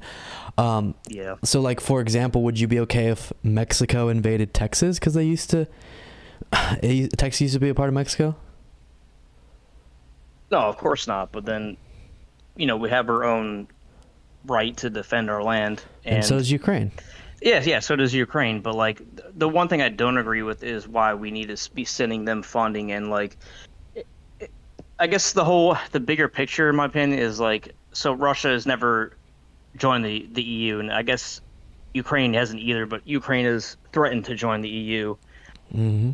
But if you think of it this way, it's like, and I'm just trying to put it, like, think of yourself as, like, if you were a Russian, like, you lived in Russia, like, I'm trying to put myself in their shoes. As I'm not in no way supporting Russia or whatever, but think about if they were to join, everyone's joining the EU around you. You're surrounded by basically the EU, which is almost like its own country in terms of, like, Air Force, Army, all that stuff. So, like, it's everyone against you. So, like, imagine if the U.S., like I kind of said in the chat, like if the U.S., so say Canada and Mexico was part of the Amero Union or something, like, just make up name, and it's the north and the south of us. We're surrounded by two different countries that are, like, have globalist interests, and then you can even say that they're partnered with, like, the EU, for example. Then it's like we're our own sovereign countries. So then, like, where does that end? It's like, no, we want to have our own way of living. We want our own rights. We don't want to do what they've been doing in the EU, or in this case, a fake Amero Union or whatever you want to call it. So does that make sense? No. So I was typing something. I might have missed a particular, but I know the direction in which you're going. So I hear a lot of people saying, like, it's okay for this to be happening, or I understand that this is happening, or why it's happening, because, like, Russia rightfully was feeling, the word you used was approached in your chat that I just... Yeah. And so why would Ukraine, a sovereign state, not have the right to be in a military alliance with other countries?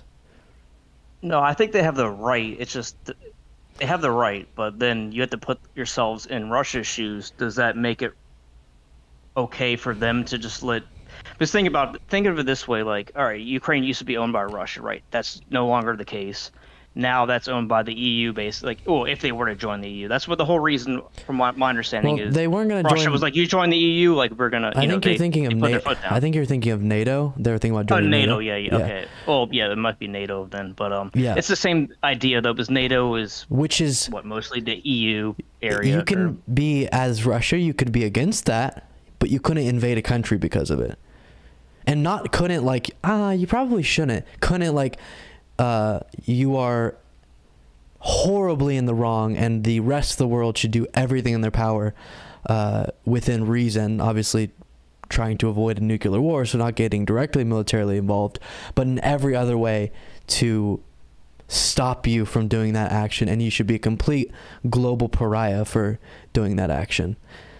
And let me just, I'm gonna, because I'm annoying in this way, I'm gonna either get you to walk back kind of previous claims or stand by them. So your chat message that I think caught my eye and maybe wanted to talk with you about this topic was, you said Putin was being approached by the globalists, the EU, in this instance. He stands his ground for nationalism, as should the United States, and I respect that. So either you do or you don't respect that.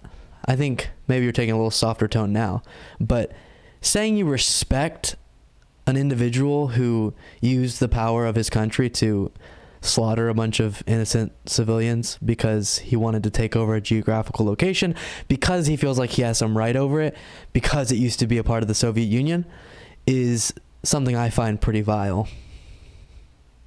No, there's no right for him to do anything. It's But the do you fact respect that, it? I mean, I respect it from if I was putting myself in their shoes, because like I said, if you think of like the United States, and like my example was Canada and Mexico formed their own alliance, like the EU, and then they joined NATO, but the United States does not join NATO. It's like you're basically surrounded by a foreign army that doesn't respect your sovereignty. NATO is So a I respect that defensive. Putin is trying to keep his sovereignty, and that, like, I don't respect any killing, obviously, but like that's a different story, because even Obama's and Trump even has bombed innocent people, so it's not like I'm trying to paint the picture the other way. But Okay, so I hear you now on the distinction that you don't respect the action of necessarily invading, but you respect the action of trying to defend your country's sovereignty. And if that's what he was doing, defending Russia's sovereignty, like if he was being invaded, so then he invaded the other country, then yeah, I would defend that. But Ukraine joining a defensive military alliance that is literally in place because Russia is willy-nilly invading countries around them. And so NATO's primary purpose is to defend the smaller, weaker countries near Russia. Yeah, but look how big NATO is now. How many countries are involved in NATO? It's basically almost all of Europe, right? Exactly. So they're no longer but they're now the bully.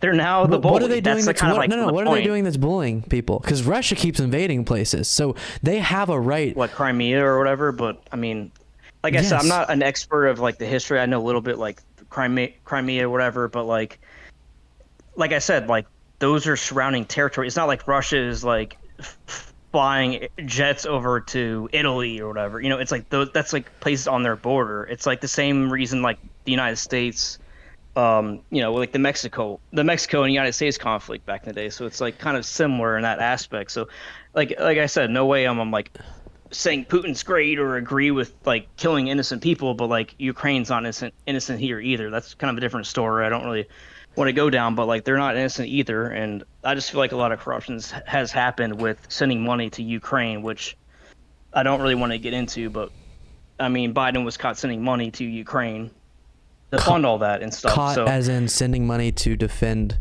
like publicly sending money? No, I mean, it's a different rabbit hole, but okay. Biden supported, the whole Ukraine thing that was caught on camera or not on video, where he was talking about firing the prosecutor and all that stuff. Like I said, I don't want to go down that rabbit hole. You guys can do your independent research. I hope you don't just so look you know, at mainstream media stuff. I feel like a lot of that money that was sent to Ukraine was funneled Jimbo. And basically stolen. It's basically corruption, like in my opinion. Like why are we sending money to Ukraine when America is struggling? People are struggling. Stop. You need to let me talk for a second. I'll here. stop. Explain this to me. So they're funneling money to Ukraine for corrupt purposes, but they're doing it in response to Russia invading Ukraine. So is Russia to blame for the corrupt funneling of money? What do you mean? No, wait. Like, it's not like they were just funneling Ukraine this much money regardless because they're corrupt. They are funneling money to defend Ukraine, or for the purposes of that. U.S. Ukraine directly money that is supposedly for defending themselves, but Yes. who's auditing that money, right? Is there anybody literally like independent party auditing that money? Listen, I highly doubt I'm it. sure the money, whenever you're in wartime and you're sending this amount of money, Dude, it happens all it's the gonna time. go I in mean, weird like- places like some of it's gonna get in the Exactly. wrong hands. But generally, how is Ukraine standing up so strong to Russia, even though it's objectively a much smaller and less powerful military? Probably because they're getting so much funds, resources, and military equipment from other right. countries. Let me put this point. So even if you think that's all right, even if there's just say there's no corruption, like I can't prove it, obviously, and nobody really can. But in my opinion, I think a lot of that money is just it's just lining people's pockets that have. So we shouldn't support a country that's getting invaded because we think it might, some of it, go to people who we don't really want it to go to? No, should it's just not let going to people- like the people of Ukraine though. It's not going toward funding the military operations to But defend themselves. you- a lot of it, you this is my know that- opinion, is going to Exactly. line the pockets Again, of yes, the fucking exactly. bureaucrats So in Ukraine. You are and they're getting richer. You're speculating that that's happening, and that speculation is your justification not to support Ukraine completely. No, all right. So let's put it this way. Let's go off a different path, because even if say all the money that we send them is used correctly and none of that is like stolen or like lining the pockets of politicians or corrupt people in Ukraine, right? Let's just say that doesn't happen. They're honest. Everything is honest. Do you support sending how much money I don't even know the exact numbers, but it was a lot of money. But do you support us sending Ukraine money to defend themselves when there are people in America right now, especially with inflation, that are struggling to like survive, and there's homeless people, like there's more and more homeless people popping up all over our own country. So I don't see how anyone can justify that as a I'll good way put to it spend this money. way. Why do we care If about we- what do we care about? I'm Russia, gonna answer what your question. Russia does If when, we when put, Russia if you're gonna is ask not me a even question, really let me a answer threat it. to If the you're gonna, United hey, States. bro, if you're gonna ask me a question, let me All answer right, it. yeah, go ahead. Yeah, go ahead. I'll put it this way: if in any situation I had an ultimatum between helping out people in our country versus other situations worldwide, then yeah, I would put my own country's citizens first.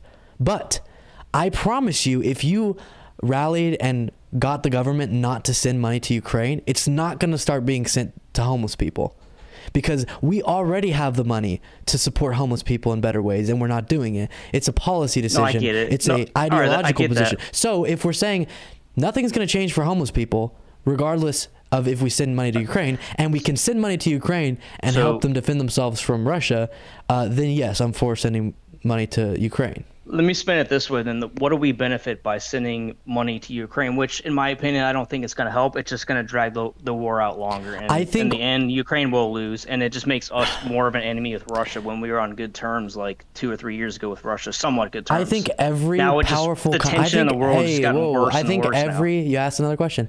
I think every powerful country in the world having a policy that whenever sovereign states get invaded completely unjustly, they do everything in their power to stand against it, again, without sparking a massive war.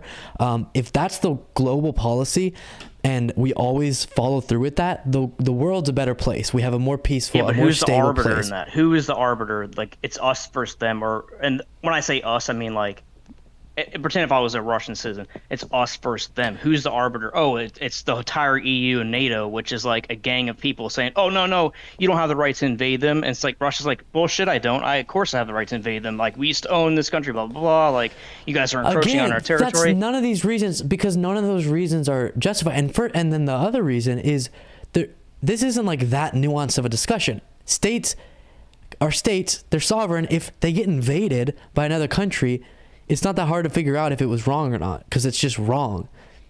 So, but so why do you, all right, I guess to get to my, like, where I stand, I think I'm more of an isolationist. I don't think we should get involved in other countries' problems. And it might sound cruel. Like, trust me, I don't want to see innocent people get hurt or die, and it's horrible. So and you can say your position is that you're an isolationist and you think in no situation should we get involved. That's very different than saying, hey, look, I mean, from Russia's perspective, they have their reasons. No, from Russia's perspective, they don't have their reasons. The thing I mean, is, okay, we from don't Russia's think- perspective, all right, obviously they do. We don't have, yeah, that's what I'm saying. We Even don't have their pretending that you- perspective as we're not Russian, but like, it's I'm very saying hard to that- put yourself in other people's shoes. It's is very what easy. I'm trying It's to get very at. easy to put yourself in other people's shoes in this case. If I was a Russian citizen and I was aware of the actual facts that, like you're saying, oh, okay, they used to be a part of the Soviet Union like we were, and that I'm a Russian citizen, I still wouldn't think that gives them justification to invade Ukraine. Yeah, but yeah, I see what you're saying, but I think you have to realize that I could be wrong here, but I believe like most Russian citizens support the invasion of Ukraine, which hey, that a lot of that could be propaganda, but a lot of that could be real. And feelings. most Americans supported the invasion of Iraq at the beginning. So okay. Exactly. So that's what I'm That trying to doesn't make get at. it right or wrong. And if no, I'm not saying it's right. Like my stance was never that it's right, like or what's right or what's wrong. no, but My you whole stance was do. just like you had this to is put what- yourselves in there. This is Go always what. go back to where. No, I'm not. All right, I'm people not trying to dodge anything. Go do. back to if you. All right, honestly, I'm not. Go back and what I said that where I said it was right. If I did, then hey, No, you've been I'll give you clear. credit that you were. Whenever we get really down to brass tacks, you've been clear that you don't, subscribe using the wording of "it is right" to Russia doing that. What are my exact you've quotes been in consistent. the chat? Hey, I'm not saying this to try to disprove you, but like, what I exactly say in the chat, and if you can disprove me, I'll own up to it. I'm not the type of person that will say like. No. I will admit it. If I was wrong, I will admit it to your. Okay. Not to your. Well, So you're on the saying phone, that- but like to your face, so to speak. So. I don't care what Putin thinks, but I do agree with you. It's fair to look a little bit from a different country's perspective. And I'm saying, even from Russia's perspective, why they would believe themselves they have the right to invade another country because that country was thinking about being in a military alliance or allying themselves more with the West. You still want to be able to invade that country. You could, be more antagonistic to them diplomatically. You could be super outspoken and against it and make threats economically. But why you should take over that country and now you get to own the country because you didn't like the fact that they were allying themselves with countries that you don't I like? think they're just Make trying no to sense. take back what was theirs. No, I think they're just trying to Okay, take so back Mexico what was should be theirs. able And to then, invade Texas. well, if they try, they're going to get crushed. So they can try, but like And that's I just the think we nature. should try it's to a crush fucking Russia in horrible. this. No, it's a horrible nature of war and humanity. It sucks. It should never be. But like, it's just a reality, and it sucks. But I mean. So is your stance just then you agree with every single thing that I believe except for you're just an isolationist? Because then that's fine. What do you believe? Like, you think there's all of the moral reasons that I would be for the United States government supporting Ukraine in this situation you agree with. You just don't. No. You have a strict policy no matter what the situation is. So it doesn't matter if Ukraine was corrupt. It doesn't matter if Russia has justification. You just have a flat policy against any intervention anywhere. Well, yeah, that's a major overlying reason. Because then I can respect that. I can't respect someone who's like, well, it used to be theirs, and well, they felt threatened by NATO, and well, No, but yeah, no, I get. Ukraine's those, corrupt. those are more of like subcontext. Like my main position, which is like, we shouldn't be involved at all. Subcontext is that we should not. We should. I lost my train of thought, but someone asked me out there. Someone, no problem. Tell me what I was trying to say. Whoa, my chat or my streaming just like spazzed. Someone asked, you had put in the chat that Putin was greater than Justin Trudeau. Why do you believe that? Oh, just because of what Trudeau's done lately with like. He froze bank accounts of Canadian citizens who supported the convoy. So and that, yeah, go ahead. I actually want to kind of hear your opinion. So it's worse to freeze bank accounts than invade a country.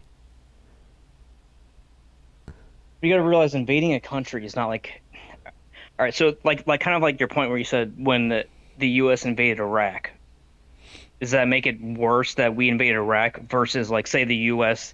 froze your bank account because they thought you believed a certain way or another, like, oh, you support so and so or you think left or you think right, so we're gonna freeze your bank account. Really quickly before I answer that, no one told me that I had accidentally typed Ukraine wrong.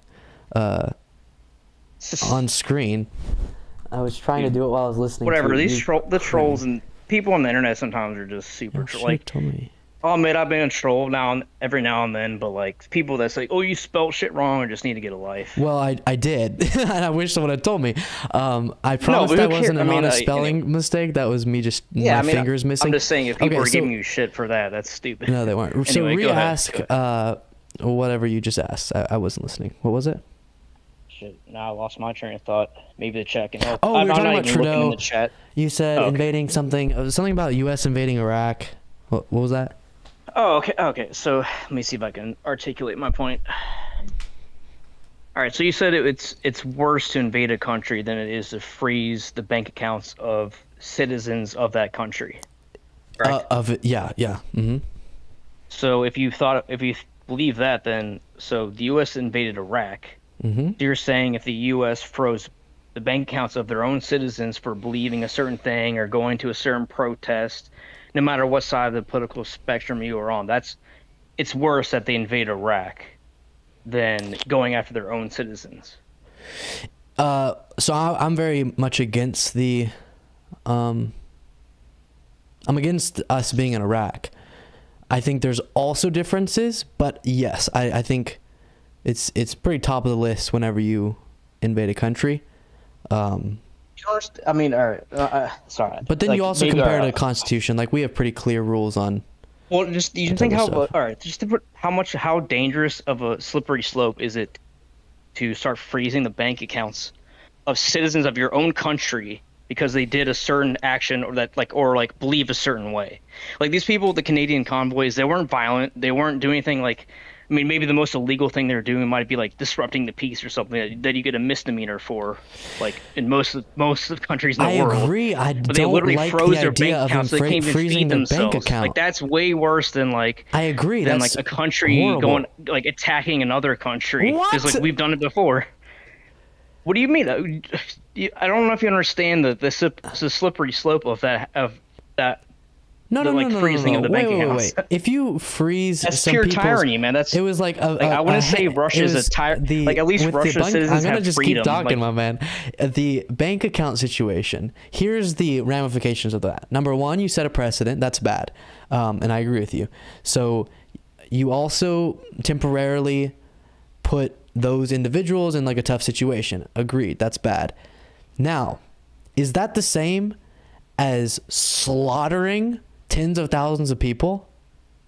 No, all right. So let me put it this way: from Thank you. from a humanitarian standpoint, no, of course one's worse. Killing anybody is worse than anything you can do financially. But that happens all the time and I'm not saying it's right because it does happen all the time, but like getting your bank account frozen by your own government is especially for stuff that's like you didn't do that was like super illegal. Of course I get if like dealing like drugs or illegal firearms or something This like that. has And they freeze your nothing to bank. do That with, makes sense. The repetitiveness of something or how common it is has nothing to do with how morally right or wrong it is. So, but all right, put it this way then. So you think it's worse? So then you're putting the U.S. in the same pedestal as Russia because the U.S. has invaded Iraq. Again, I think And they've trying invaded to way I more think- countries actually than, if you put it this way, that they've invaded way more countries than Russia ever has, in my opinion. I mean, might not be facts, but it's pretty damn close. If we've not, not invaded countries and tried to take over their geography in a very long time. but we Yeah, kind of very long do, time. like in a way. It was like we have bases all over the country. Where And it's not again, like, I'm against oh, hey, those the. So the it's not images really that you necessarily brought an up. invasion, but it's like a soft invasion where it's like, oh, we're here. Oh, we're not invading you, but like we're here, right here with like our whole fucking military. We have our own base and we have like fucking fighter jets rolling in nonstop. Like that's the same thing, but it's like, you know what I mean? It's more like a passive aggressive way of doing it. And this supports your point. How? I don't know. What was my point? Trudeau being worse than Putin. Because, like I said, like Trudeau is going after his own citizens. All right, I guess let me put it this way: he's worse for his country than. That's probably the way I should spend it. Trudeau is worse for his country than Putin is for his country. Okay, so Putin tries to do I'm what's gonna- good for Russia. Trudeau just supposedly does too, but he's not. He's basically imprisoning in his own fucking citizens by freezing their bank accounts for believing a certain way. Like that's straight tyranny, man. I mean, like, what else Like, do you agree with me at least on that point? Like, how is that No, and I'm not okay with you? And I'm not familiar with the Canadian laws or constitution, so that may have been within his authority. I have no clue. Tyrannical would be him going outside of the in a major way and like centralizing control or something. But separate from that, even if I completely say I'm on board with how terrible you believe it is, like let's say we're on the same page about that, because that's not really the debate for here now. I guess I can accept you're saying let's just talk about which one's better for their country, okay? Now, the nuance was not at all there in the chat. You just said Trudeau's worse than Putin, but okay, I believe you now that we're just talking about which person's better for their country. No, is it better I can see why. Is it better for Putin to further isolate Russia on the global stage? The best thing for Russia would be to start opening up diplomatic channels, trying to become a part of the economic community that is exchanging and interacting with one another, and turn Russia into a prosperous place instead of what it is right now. Oh, no, I think you're 100% right on that. I'll give you that, because I'm not saying like what they're doing should be the right way to do it. What I'm trying to say is, so he's bad for what Russia they're doing. too. They think is the right way to do it. So maybe I wasn't clear enough or before, but that's kind of what my standpoint. And how do you was know like, that Trudeau doesn't think he's doing the right thing? Because you can't be right by freezing your own citizens' And you can't bank be accounts right by for invading nonviolence. another country.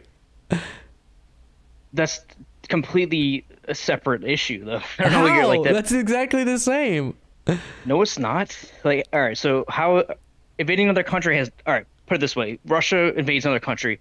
It doesn't directly affect the citizens that live in Russia. Yeah, it does a little bit because of cost of goods go up, blah blah blah, and you have a threat of getting bombed, blah blah blah. Like, but yeah, that's horrible. But it's not like Russia's going after their own citizens. Okay, really? Because you know that Russia has an insane criminal justice system, or I shouldn't even say justice, just well, you know what I mean, like a judicial system that is very, very unjust, and they recently charged a teacher for explaining some of the truth about the invasion of Ukraine and sharing some, Ukrainian sentiment, or pro-Ukrainian sentiment, and she got charged with a crime for that. Isn't that just much? That's true. That's crazy. I don't think that's right. Right. I promise they're much more oppressive to their citizens than Canada is. I don't know, man. That's the thing is the weird thing is mainstream media makes Canada seem like a freaking angel, and they make Russia seem like the fucking devil, when in reality it should be China is the devil, and Canada is. Listen, one of the things I noticed. Canada's nowhere near close to China, but anyway. One of the things I noticed with people who are very anti-mainstream media, which I totally understand, being very critical of them, is it's like, as much as you believe that other people are pro-mainstream media, you're dogmatically opposite without even having facts to back it up. I think if you see something on mainstream media and then you have the facts to back up why they're wrong, then it's absolutely good not just to accept their narrative, no matter what. But if you're just seeing stuff in mainstream media and instantly taking the opposite position, like mainstream media is pro-Ukrainian, so that's why I'm going to be more sentimental to Russia, or mainstream media tries to pretend like Canada's an angel, so I believe the opposite. I get what you're saying. It's just you're just as dogmatic as you think the other people are. You're just in the opposite direction. No, I get what you're saying. Here's my rebuttal is, in my opinion, and it's kind of not even really opinion. It's probably just something that you would have to dig deep to find out. Well, actually you don't. I can explain. But mainstream media in America, at least, or still is now, I'm sure. But when I may say mainstream, I mean the big ones like ABC, NBC, okay. I mean Fox too, in a way. But they're funded by the party, like the DNC funds in NBC, so it's basically state-run media in a way, just like China is. Oh my gosh, people don't understand that. People think, oh, Russia has actual state-run media. But okay, no, and that's what I'm saying. They do, and so yeah. does China. But I'm saying that people in America think, oh no, that would never happen here. We're a free country. It's not really true when it comes to mainstream media, because the DNC literally has been caught sending money, especially when Hillary is running. I think they funded them they give them a lot of money basically. So like in a way, it's the same thing. Where are you getting this information that the And there's proof. I mean, DNC funds the NBC? They got caught like I think it was through like WikiLeaks back in the day when like Hillary was running. Like they were paying like NBC and all those big, ABC, NBC, all that like a lot of money, like directly. That's the thing is like you try to search it, you won't be able to find it because it's like so deeply hidden. Like don't ever use Google because you're never gonna be able to find it on Google, and it might even be hard to find on other search engines. It's just because, dude, like we're slowly becoming like China with censorship, and it's scary. And I just don't want people to fall into that trap where we're like just be complacent and think, oh no, it's not the case. We're America. We'll free forever. No, I agree. We shouldn't think that nothing could ever happen here, but the whole like we're becoming like China. What's one time recently that you're talking about where the government has censored people? I don't know. I mean, like it's not necessarily the government, but in a Right, way they so are. It has nothing to do with. I'm what trying we're to think of talking it. about.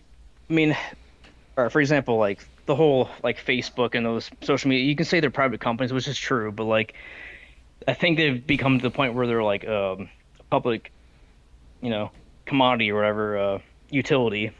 But they're not though. Yeah, but like what's the Section 13 or whatever, where like remember that going 230? on? Yeah, whatever it was. All Yeah, that they were does trying to is appeal protect that the and all that. company. You trust me. All right, real quick before I lose my train of thought. No. I'm gonna lose my train of thought, man. All right, go ahead. Write down or just really instill in your brain, because you brought up 230. I need to make sure this is cleared up. 230 protects companies from legal litigation based on what people are saying on their platform. So what that means is Facebook can't be sued because like you go on there and say some crazy poop. So if you repeal 230, I promise you these social media companies would start censoring everybody because they would not want to have to get sued for things that people are saying on their platform. So they would take down anyone who's even slightly edgy. So my understanding is like kind of the opposite. So like you're either you're either a publisher or you host content. And then right now with Section 230, these social media companies are covered under both. So they can basically ban people for whatever reason they want, and then they can say, "Oh no, we're not a publisher. We just host content."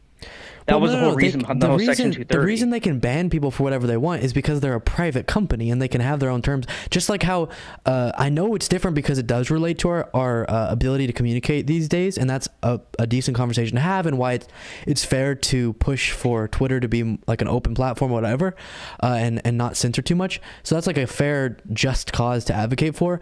But it is, just so you know, under the law, just like how a store can say you have to wear a shirt if you come in here, and we have the right to kick you out if you don't. Exactly. Well, that was the whole reason behind the whole Section 230 thing. They wanted to get like you're either a publisher or you just host content. If you're a publisher, you have the rights over like what you want to do. Like you can delete shit or like you can post whatever you want. You're a publisher, obviously. But versus like hosting the content, you are liable that's for the different. content that you post when you're a publisher. Like yes. as of now, you're right. No, as of now, you're right. Like yeah, that was the whole battle between the Section 230 or whatever. Okay, we don't have to stay on this forever. But just so you know, you should support Section 230 if you think people are being censored too much, because without Section 230. Social media companies are going to get sued into oblivion for things that people are saying on their platform, and thus they're going to have incredibly stringent guidelines. Yeah, I mean, I don't know. I mean, you could be right. I just think that's not my understanding. Okay, and but so you had a point that you didn't want to forget. If they get sued, earlier. if they get, what's that? You had a point that you didn't want to forget earlier. Oh no, that was kind of it. It was just the whole debate between like being a content platform versus a publisher, because if like that, from my understanding, that was the whole reason of Section 230 was to get people to to pick one side. Like you can't be both. Like if Facebook's deleting comments or like deleting people's stuff, it's like, all right, they're a publisher then, but if they don't, then they're a content platform. So I don't know. Anyway, I don't.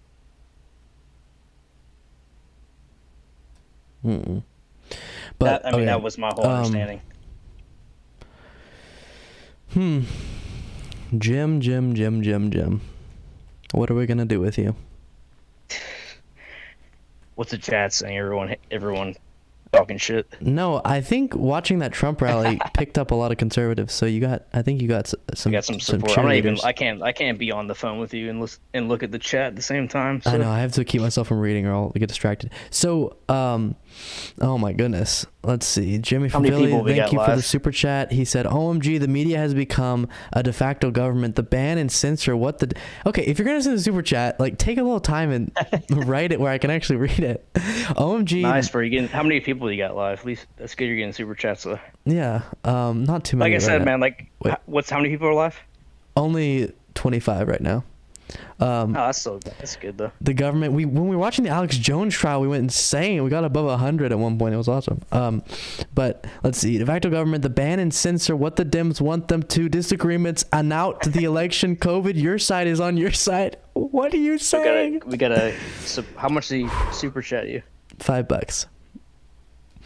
That's pretty good. And he probably just joined you and doesn't know your. He came on at one point. It was an interesting discussion. All right. Well, I mean, I feel like we got our voices heard. Is there anything else you have, or do you want to go longer? No, man. I'm I mean, sure there's plenty of it's topics. up to you, bro. I mean, if you want to keep talking about other topics, I'm down. I'm not doing much. So it's up to you. Let's do it. Whatever you think. Yeah, let's do it. Andrew said, no, wait. Jill said at least he has the courage to call in a debate. I want to say before we move on to the next subject, yes, thank you so much. I don't know. It sounds like you just came across my channel. I will stream and have like probably once every stream, and I stream daily for a super long time. Okay, nice. I'll subscribe to you. Go for it. Yeah, feel free to let me know when you disagree. And every time I'll subscribe to you. I know. I said if you're subscribed and you're watching my videos, then feel free to. Okay, I thought you said I disagree with you. No. Yeah. Go ahead. So literally every time, and Jared, who's one of the most like, a lot of people watch a lot, but Jared has experienced this for sure. It'll be like someone will come say something in the comments that is, like a critique of me, and I love it, but I just want to talk to them because I love having discussions rather than just reading chats. So I'll say like, come talk with me, and almost every time they're screaming, and I say, come chat with me, and they disappear. I'm like, oh.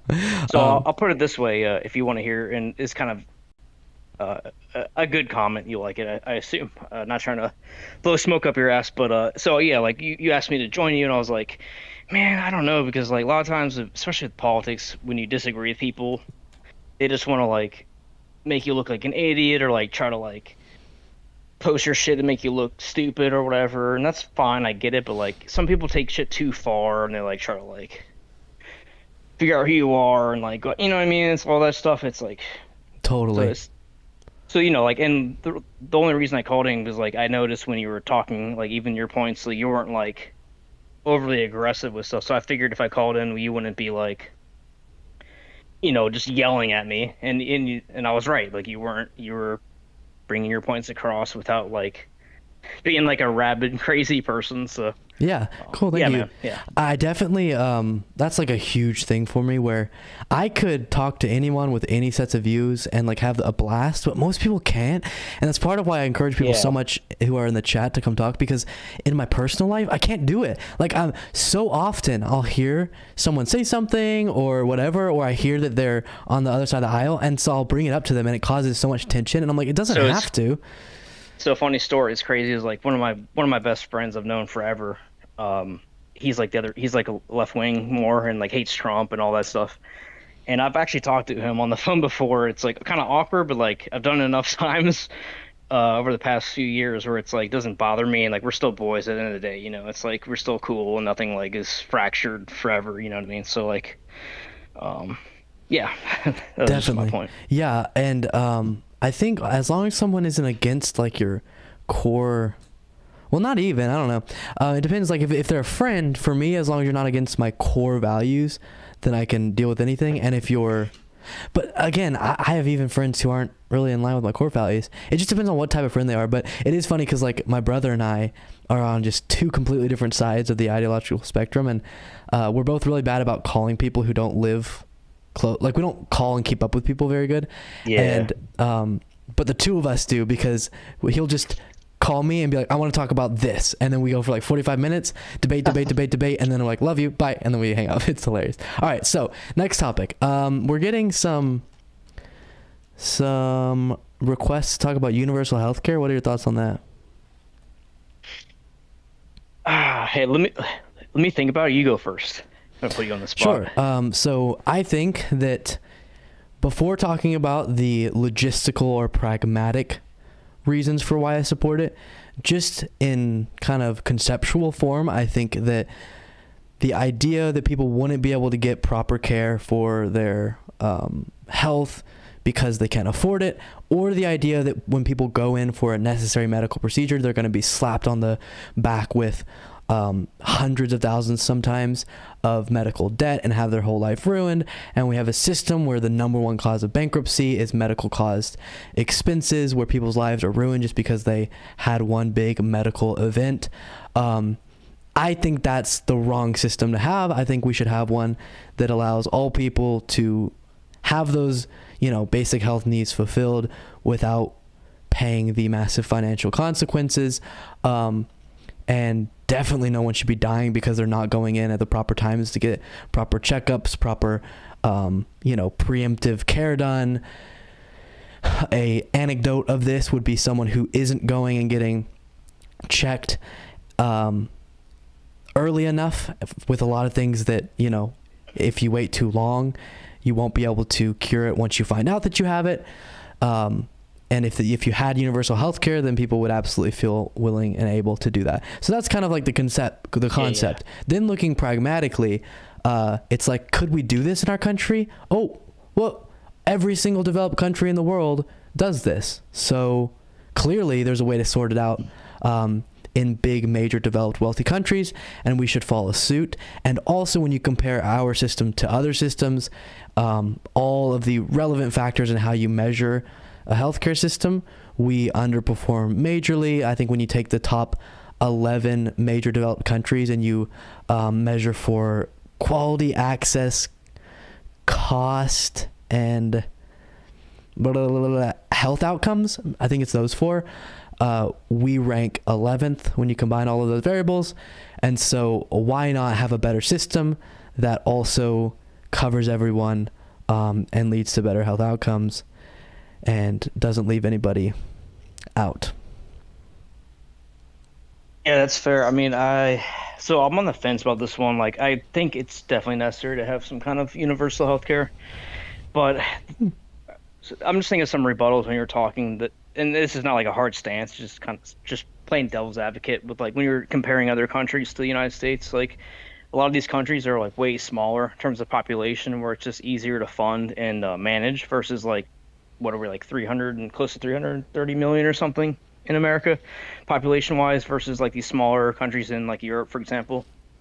So yeah, I think that's one issue. But then, yeah, I would just say it sounds like this isn't the best debate topic because you, in theory, have more agreement on it. But right now, Medicare is a massively popular program, and we do it for.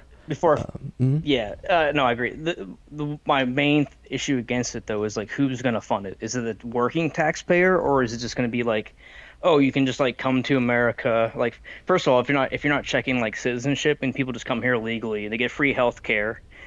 Like nothing's free. It's people who work for their money are the ones going to end up taxed for at the end of the day. And like, as much as everybody wants to help other people, but like we can't help the whole world. So people, like, if we just like give free health care to everybody. So yeah, you would have to be just like how if they had a really good rules on it, when like you go really good like lockdown, like, do you have a job, or like, all right, if you don't have a job, I get it too. Like, there should be some kind of grace period. Well, where no, you can get, you would like, have to be an American citizen or be here working like with a visa or something to get access to the universal healthcare system.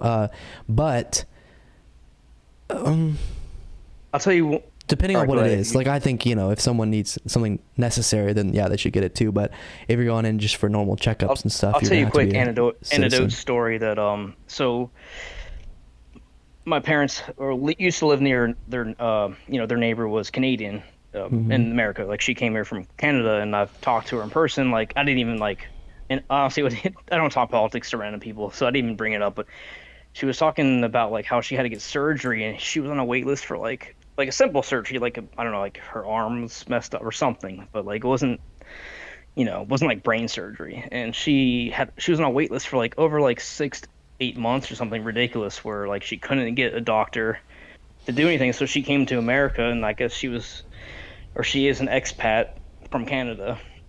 She came here, which is crazy because of course it's more expensive here, but like there are downsides to it. Like, there are like from what I heard is like the wait list could be like super long to get stuff done. So that's definitely in the negative. United States, we're we're 25% of the world economy. We're wealthiest nation on the planet.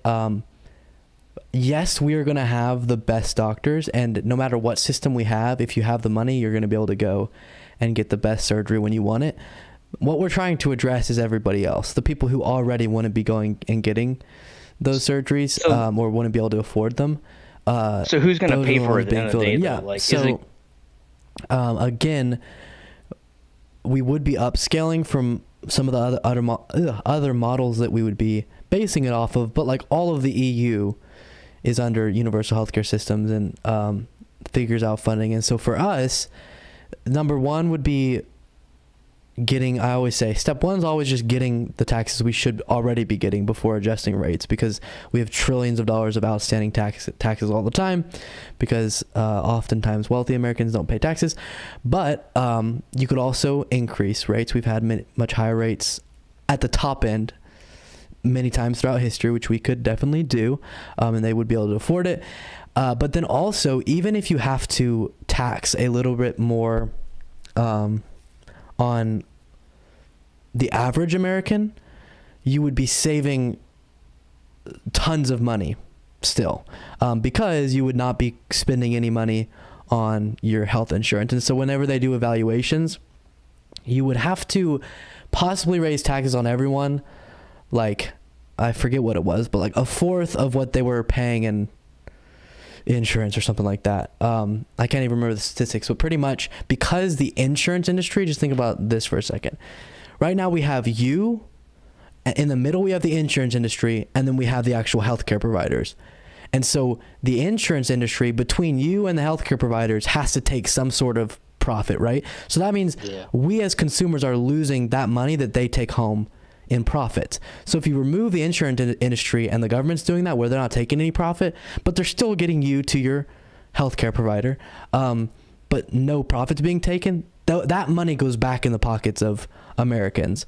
And so you see, compared to GDP, we spend way more on healthcare. So that means we should be saying, how are we paying for our current system? Because yes, we're paying it in the private insurance market and on healthcare, but we're still paying it. It's still coming out of our wallet each month, and we're paying way more than other countries do per capita.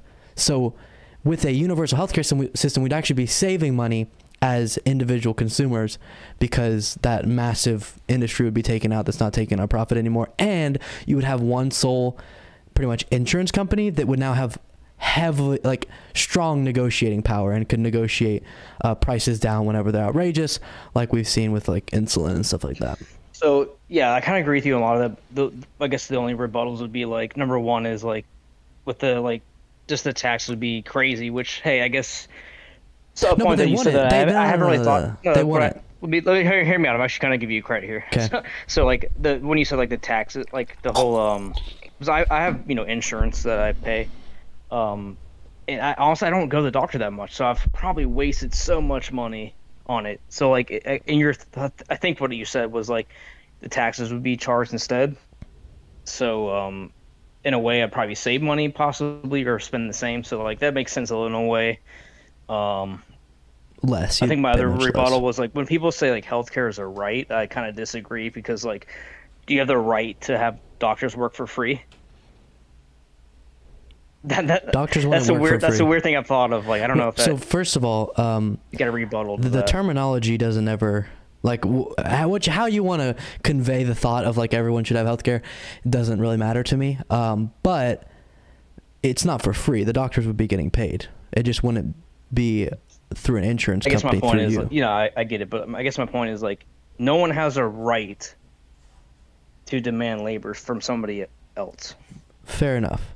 Like, you don't have a right to health care because there are doctors, there's nurses, there's so many people that work in the industry. They're not going to do it for free. You don't have a right to their labor. I hear you on a literal level, like how we would say you have the right to life, and meaning someone can't take that away from you.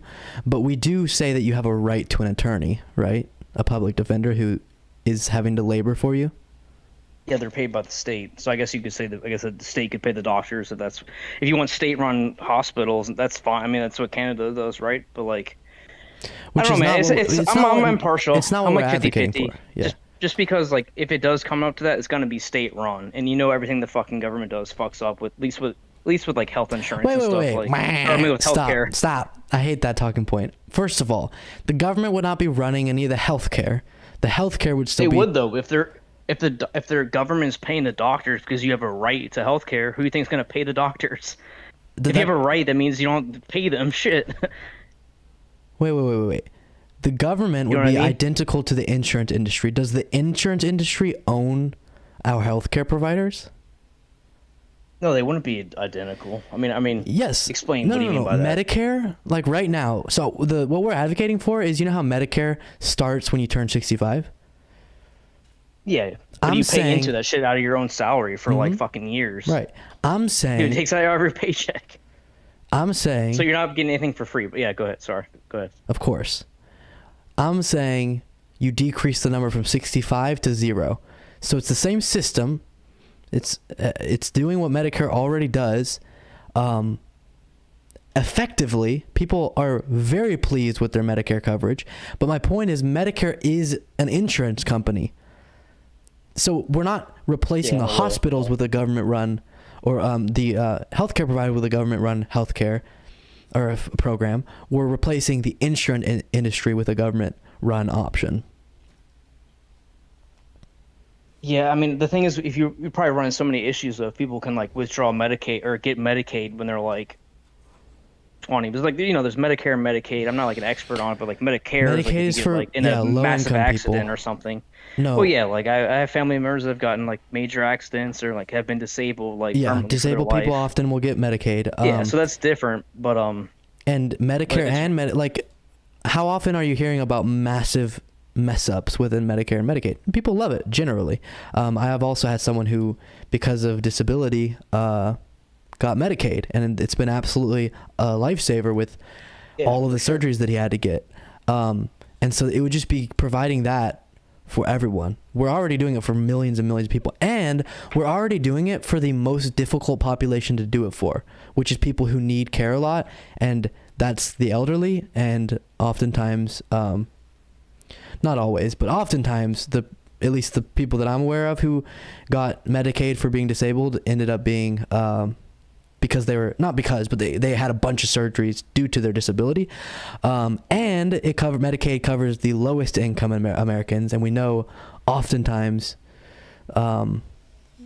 certain things are disproportionate in low income communities. So you're covering like the most difficult and expensive populations to cover already.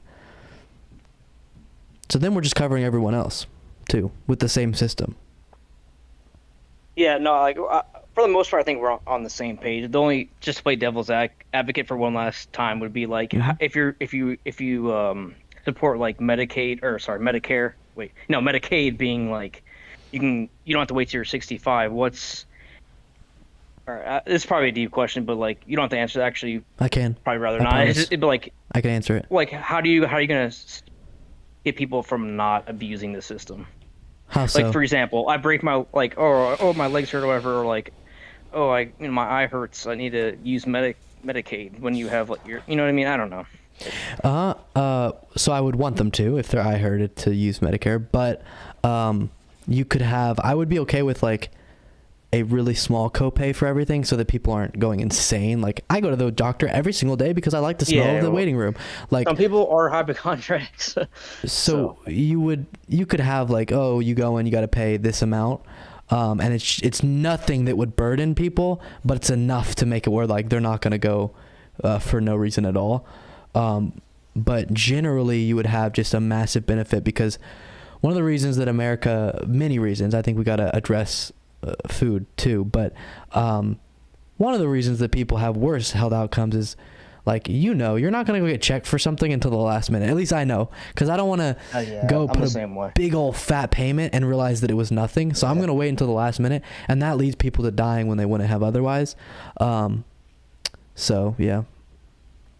Yeah, I think to sum it up, we can go on another topic if you want, but Yeah. to sum it up, I think we're on this pretty much same page. My biggest hesitancy is just that as long as people aren't abusing it and people that, I don't know, that have either paid taxes into like Medicaid type of thing before or something, because like no one likes freeloaders. That's what I'm trying to get at. But anyway, we can move on if you want. I agree with you that we should implement a system where no one feels like there's a large population taking advantage of that system and kind of taking your hard-earned money. So I agree with that. I also think you should never kind of throw out the baby with the bathwater, and you can always adjust the system to make it harder to be a freeloader, but you wouldn't want to not try something because you're afraid a handful of people will take advantage of it, because the vast majority of people are hardworking, sweating Americans who are going to benefit from that system, which I'm happy with. But it sounds like we agree. Okay, so tell me, what's like your issues? What's going to drive Jimbo, at least his username, to the polls to vote for? It sounds like Trump, right? I mean, I guess is he running? I guess it's official, right? Or like in past elections, or the 2022 midterms, will you vote for Republicans? And if so, what are the issues that make you feel like that's the right decision? I mean, there's a lot of issues, really. It's just like, I mean, it's hard to sum it up all in like one quick conversation, but and off the top of my head, but it shouldn't mainly be that it's hard. just like, you don't have to sum it I feel all like it's up. just not America. I feel like all like the Democrats, at least as of now, aren't like America first. Like How kind so? of an example we touched on earlier, they're just giving money like left and right to Ukraine. They're printing more money. It's like they're letting jobs go overseas, like shutting down pipelines. Like before, like we had companies building in America. Like I think that's, even though you can agree or disagree that Trump never did all that or whatever, but like at least if you believe he didn't or not, you're at least on the right mind. He's on the right mindset. If we need to think more independently and like think about ourselves first before we go and do other shit. So rhetorically maybe, but we just, under Biden, we've added over 9 million jobs, almost 10 million, to the workforce in the United States. And manufacturing, I don't know if the segment hasn't come out yet, but tomorrow I'm going to release a segment about dude, this. come on now. That's false. That's just state-run bullshit, because there's no, like, dude, everyone, Google laid off 100,000 employees. Like, companies are laying off people left and right. Last time when Obama was saying, "Oh, we got You're jobs." Killing me. Tell me I'm this. just saying, Are you saying that it's part-time jobs, dude? It's more reasonable for you to believe that somehow all of the different groups and agencies that measure how many people are working, unemployment rates, which sectors are being worked. All of that is a conspiracy controlled by the state. No, it's not a conspiracy. I'll let you respond. But then that's more logical to you that this is all state-run BS than you citing like a couple anecdotes. All right, no. Couple companies who laid employees I see what you're off. saying. Let me do my point. No, it's not. All right, maybe it's not bullshit, but the thing is, yeah, unemployment rate has been like not. It's been steady pretty much, like since COVID. Like all that money was pumped in the economy. And, What? As of now, people are still like, a lot of people aren't. It's things are good. That's why the Fed has not. The Fed actually wants to see unemployment rate go up before they lower the interest rates. I don't know how much you are into like economics and like that kind of stuff. You can have too low of an It sounds unemployment backwards, rate. but it's the opposite actually. I know that phenomenon, and that's what we're down to, which is good. No, it's good for.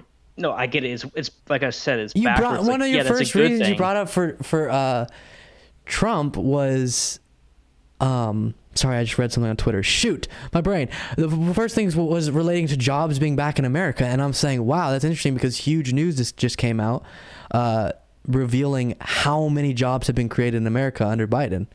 Since when? since he came into Dude, office. Biden took over in the height of the fucking pandemic, though. That's like not saying like he's Fair like enough. Fair enough. anything. So then, what about the month? So, like, this last month, 500,000 jobs. You know what? I hate to do this to you. One second. Let this ad play. We're gonna play a little video. This is from Fox Business. 28,000 in July, a big beat. The unemployment rate went down can't hear to anything anyway, if it's playing. 3.5%. 3.5 Oh, going one second. to 3.5%. That is a decrease in the unemployment rate. When you look inside some of these numbers, you see the employment in professional and business services. Okay, I'm not gonna do that to you. He goes through and like all of these different sectors have gained jobs just in the last month significantly. Overall, over 500,000 jobs in the United States have been added. Even when we have crazy unemployment already, we're still. And so yes, it has to slow down at this point. And I'm sure it could even decrease the amount of jobs growth, or we could lose jobs just based on how employed we are right now. But if one of the things you're proud of Trump for is job growth, then that has to be also given to Biden as well, no? No, not necessarily job growth. Like unemployment was still way lower than it is now, I assume. Nah. Like before COVID, when Trump was like in the height of like everything America first, blah blah blah. Like before COVID, he was like even existed like a year before. Everyone was making tons of money, dude. Stock market was booming. Everyone was fucking had just tons of money to throw around. And now it's like the opposite. People are struggling. Inflation's super high. And I'll admit it's not all Biden's fault. Like inflation is not all his fault, but a lot of it can be contributed to him. But so I'm pretty sure unemployment's back down to all-time lows. No, it is, but compared to Trump. This is my point. Yeah, okay, that's probably true, and I'm sure. I'm not saying that. Like, wait, let me put it this way. If Trump was in power and listen, I think inflation is a problem, and I also have plenty of criticisms of the Biden administration and Democrats, but if Trump was in power, don't even lie to me right now that you wouldn't say, wow, what the best president on the planet in history just went in there, and within 2 years, we went from an economic crash, unemployment goes up, all of these things are happening, and he snaps his fingers, and please stop. And the all-powerful Donald Trump went in there, and now we're back. With like a year and a half, we're back to record low unemployment. He's the boss. You know.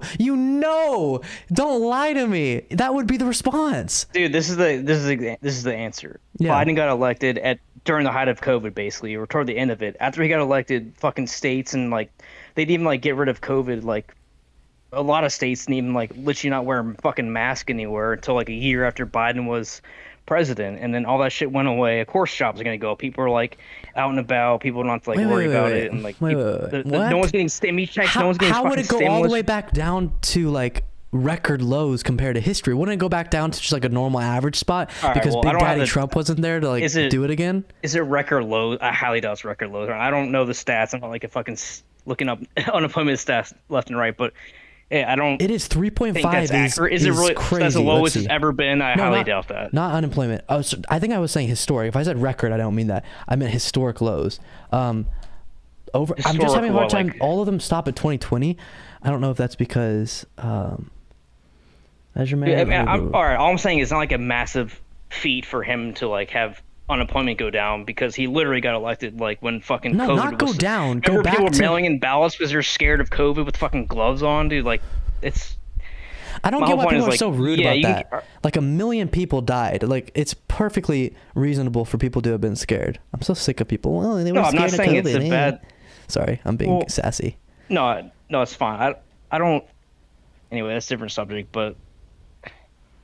Here's 2001, 2000. Basically, just trying to say, like, he came in, like, right during, like, when people were getting laid off. Like, I've worked for companies that got laid me off, or not laid off, but were, like, they would call them furloughs. People got furloughed, people got their salary reduced, or laid off completely during COVID.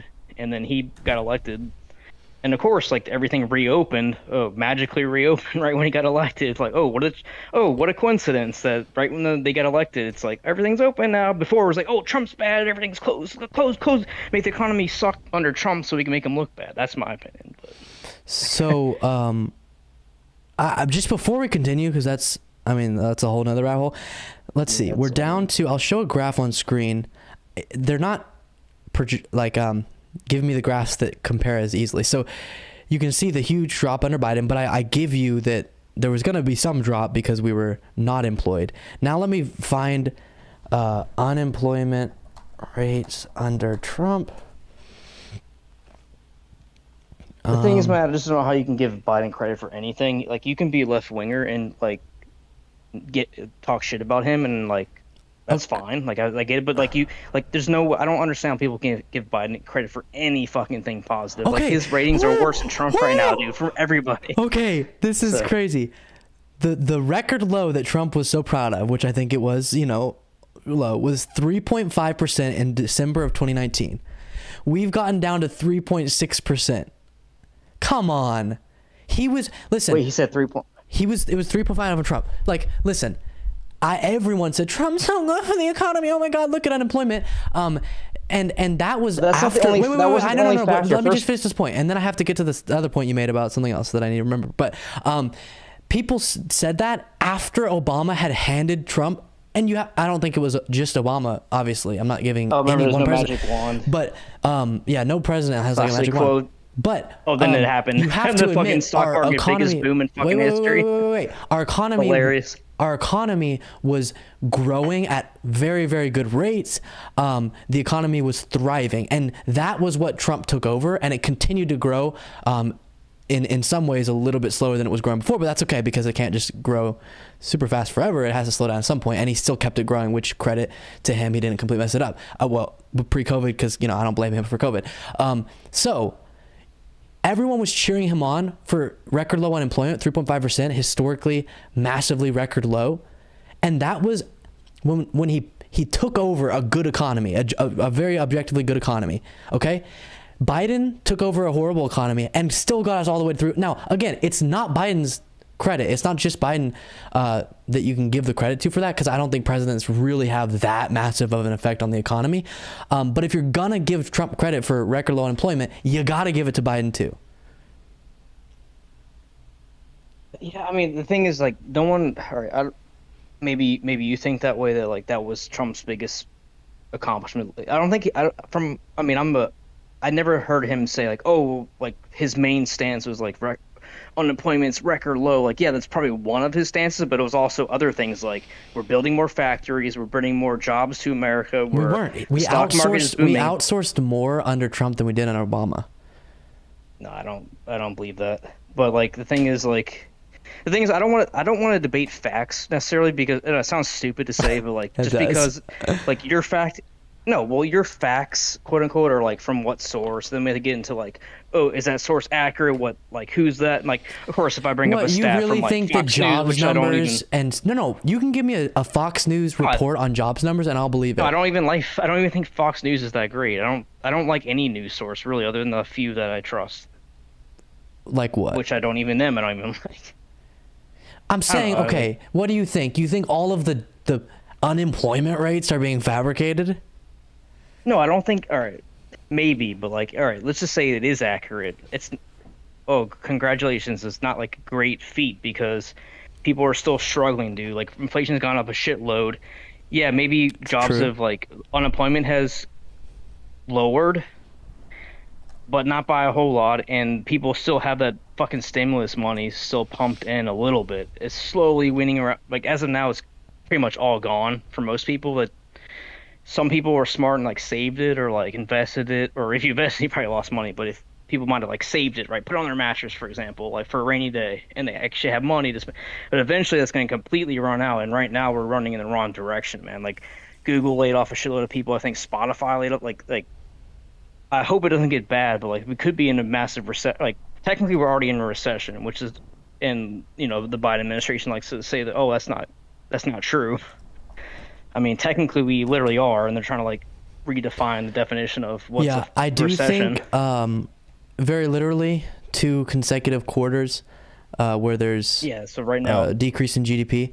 It looks like that's not what normal recessions are a sign of. Like, usually we're headed in a bad direction with normal recession indicators, because one of the things that caused the GDP decrease is like investment by the government that has decreased, because we were pumping a lot of money in the economy, and we've slowed that a lot So that's not really representative of the factors that are telling you if your economy's healthy, on the right direction or not. And so I do agree with you. And then we'll just have to see where we go. Very well, we do go in a recession. I just don't think we're headed there, even though we're in one very technically right now, but we're not in no one knows. the one direction that usually recessions indicate you're headed.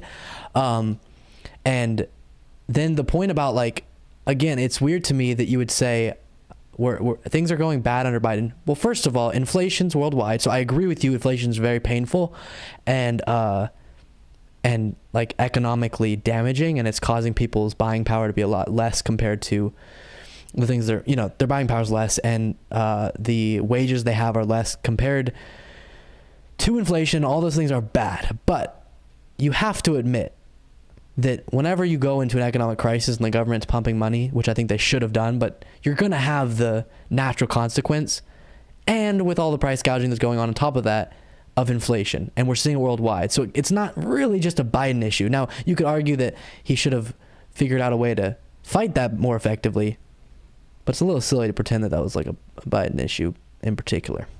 I'll say I don't think it's like 100% his fault.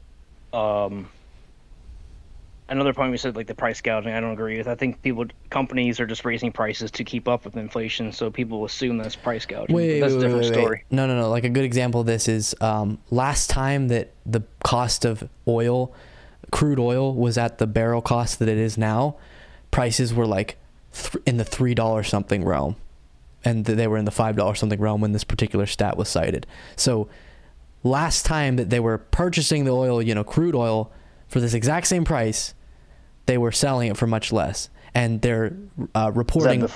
They're reporting record profits. These oil companies are. So when did that happen, though? Over the last few months. So the thing with the whole oil issue, the whole Russia conflict obviously caused shit to happen with like prices increasing. So it's like wait, but not I get that, but then again, it's like, do you literally think that Russia would never? All right, if Trump was president, do you think Russia would still have invaded Ukraine? Impossible to know. Your honest opinion. Hypothetical. Just give me your hypothetical opinion. And There's be honest. so many. I won't be like, if you agree with me. There's so many geopolitical factors that would have contributed to that I honestly don't know. But it seemed like, based on his history of invading countries, he was going to invade at some point. Exactly. He waited for the fucking weak duck to get elected. And that can be your stance. In my opinion. That can be your stance. So, dude, that's just like fucking. I've taken, I know I'm not like a genius about political science, but I've taken plenty of courses back in college and stuff on political science, and like that's just like a classic. He took advantage of the situation. He knew like Biden wouldn't do shit. Trump was like a hard ass. Like the thing is, people hated Trump for being like stupid. a douche. So explain this to me. The thing is, at least he was a douche for us. Like he would stick up for America at least and be like, fuck you, Putin. You're not invading shit unless you want to get fucked up. Okay. Oh, that's so cool. Picturing big, strong. Sorry, I'm being rude, but I'm being silly rude. Trump is so strong, he's gonna punch Putin in the face. What actually do you think Trump would have done? What, you want us to nuke them? Because right now, we both agreed. You think right now, you think that Biden is doing too much, helping Ukraine too much. He has united the entire world around supporting Ukraine, or he's been a part of the unity that is the entire world against Russia in this conflict. You think that Trump would have done something more? Then you're saying he would have got us in a war because we're doing everything short of military conflict. Number one is Trump had better relations with Russia than we are now. And people say, "Oh, it's such a bad thing. Oh, he's such a Russian bootlicker." It's like, no, that's how you get along. Like, you can get along with your enemies. That's how you like get along. Progress in life. You can't just hate all your enemies and then just like fucking start shit all the time. Like, you have to like. So what would he have done differently? He would have basically said, just like, talked Putin down or something. Hard line. He would have put the boot down and said, like, you fucking invade Ukraine, we're gonna fucking come at you. And whether like if Putin wanted to call us bluff or not, no one will ever know. But like, my opinion, like, Trump would have been like, you better fucking not, like, I'm just saying it, like, no, he wouldn't say the exact words, but like, you better not, invade Ukraine, or we're gonna do this and that, or like put the boot down on you, to scare him, because like he knows like It's the whole reason with like why we have nukes, why we have more nukes than any other country. It's a deterrent. It's not saying like, oh, we're gonna use them. It scares people away from doing And shit. Putin would know that. Putin knows we're not going to he's start a nuclear war. You think he's gonna? You really think Putin would call his bluff and literally have it risk getting his whole fucking country nuked? Yes. I don't think so, man. He's not stupid. He's like, people playing think, with fire people right think now. Putin's He's stupid. saying, he has alluded multiple times to the fact that they have nukes when talking about the West threatening them. So yeah, he's very much playing with fire. He has cancer. He's getting Looney Tunes. I don't think that, I mean, even like, okay. No one will know, but like, no one will know. Possible. And the crazy thing to me is like, we can keep going, but thus far, your only basis for supporting Trump is like vibe things. None of it's from hard, like reality or facts that you really believe in. It's just kind of like you have a vibe. Like the Democrats seem like they're not doing good, and Trump seems like he would have been stronger on something without much kind of like supporting evidence behind it. Not really. I just like, I mean, I have plenty of reasons. It's just, I mean, if you want to like bring up reasons why I think he's not, I might be able to debate you back. But like, I don't like look at, like, I'm not like a YouTuber. I don't like look on my fucking computer nonstop and have like facts ready to go and stuff. But like, you know, if you want to like bring up some stats why you think all right, why was he bad president? And then maybe I can rebuttal that way. I just don't know. Like, I don't have like fucking talking points in front of me, but like, the few things I did say was like he tried it, or he at least tried. But I think in my opinion, he did make progress, making America first, bringing jobs back, lowering taxes. Actually, believe it or not, people say, "Oh, he just lowered the taxes for rich people." No, like once Trump got in, he literally lowered tax. I don't make a lot of money. I'm like at like middle income, you know, and my taxes were lowered by a shitload. Other things like that. So, so yeah, I don't know, man. The benefits did go primarily, and then over 10 years, the middle class tax cuts were not as significant as they were initially. So you're getting a little played there, but on they the were tax cuts. outsourcing again, lots of outsourcing happened. But real quick, how do you say that those people love to bash this tax cuts, but like literally, I saw firsthand. I wouldn't make this shit up. My taxes were lowered drastically, man. I'm like fucking middle class. Let me explain this. So if you cut a bunch of taxes and you blow up the deficit, and 80+% of the tax cuts go to the top 1%, yes, some of those tax cuts are going to the middle class and they're going to appreciate it. I'm saying all of the tax cuts should have gone to the middle class. Nobody at the top needs a tax cut. Trickle-down economics does not work. And so he blew up our deficit and is now going to cost, It's funny people care about the deficit also. No, I don't. Anyway. No. I never care significantly. I mean, I care a little bit. I think if you're people just care when it's their president. No, I'm saying that's not true. ways. I am remarkably principled and consistent on everything. So honestly, I mean, on the thing of deficit, I'll tell you any day of the week that I don't care that much about it. Like, for example, Biden bragged in his speech that he gave today or yesterday about how he has cut down the deficit by like $1 trillion this year. And I think that's cool, but it's not like the biggest success ever, even under what you would call, quote unquote, my president.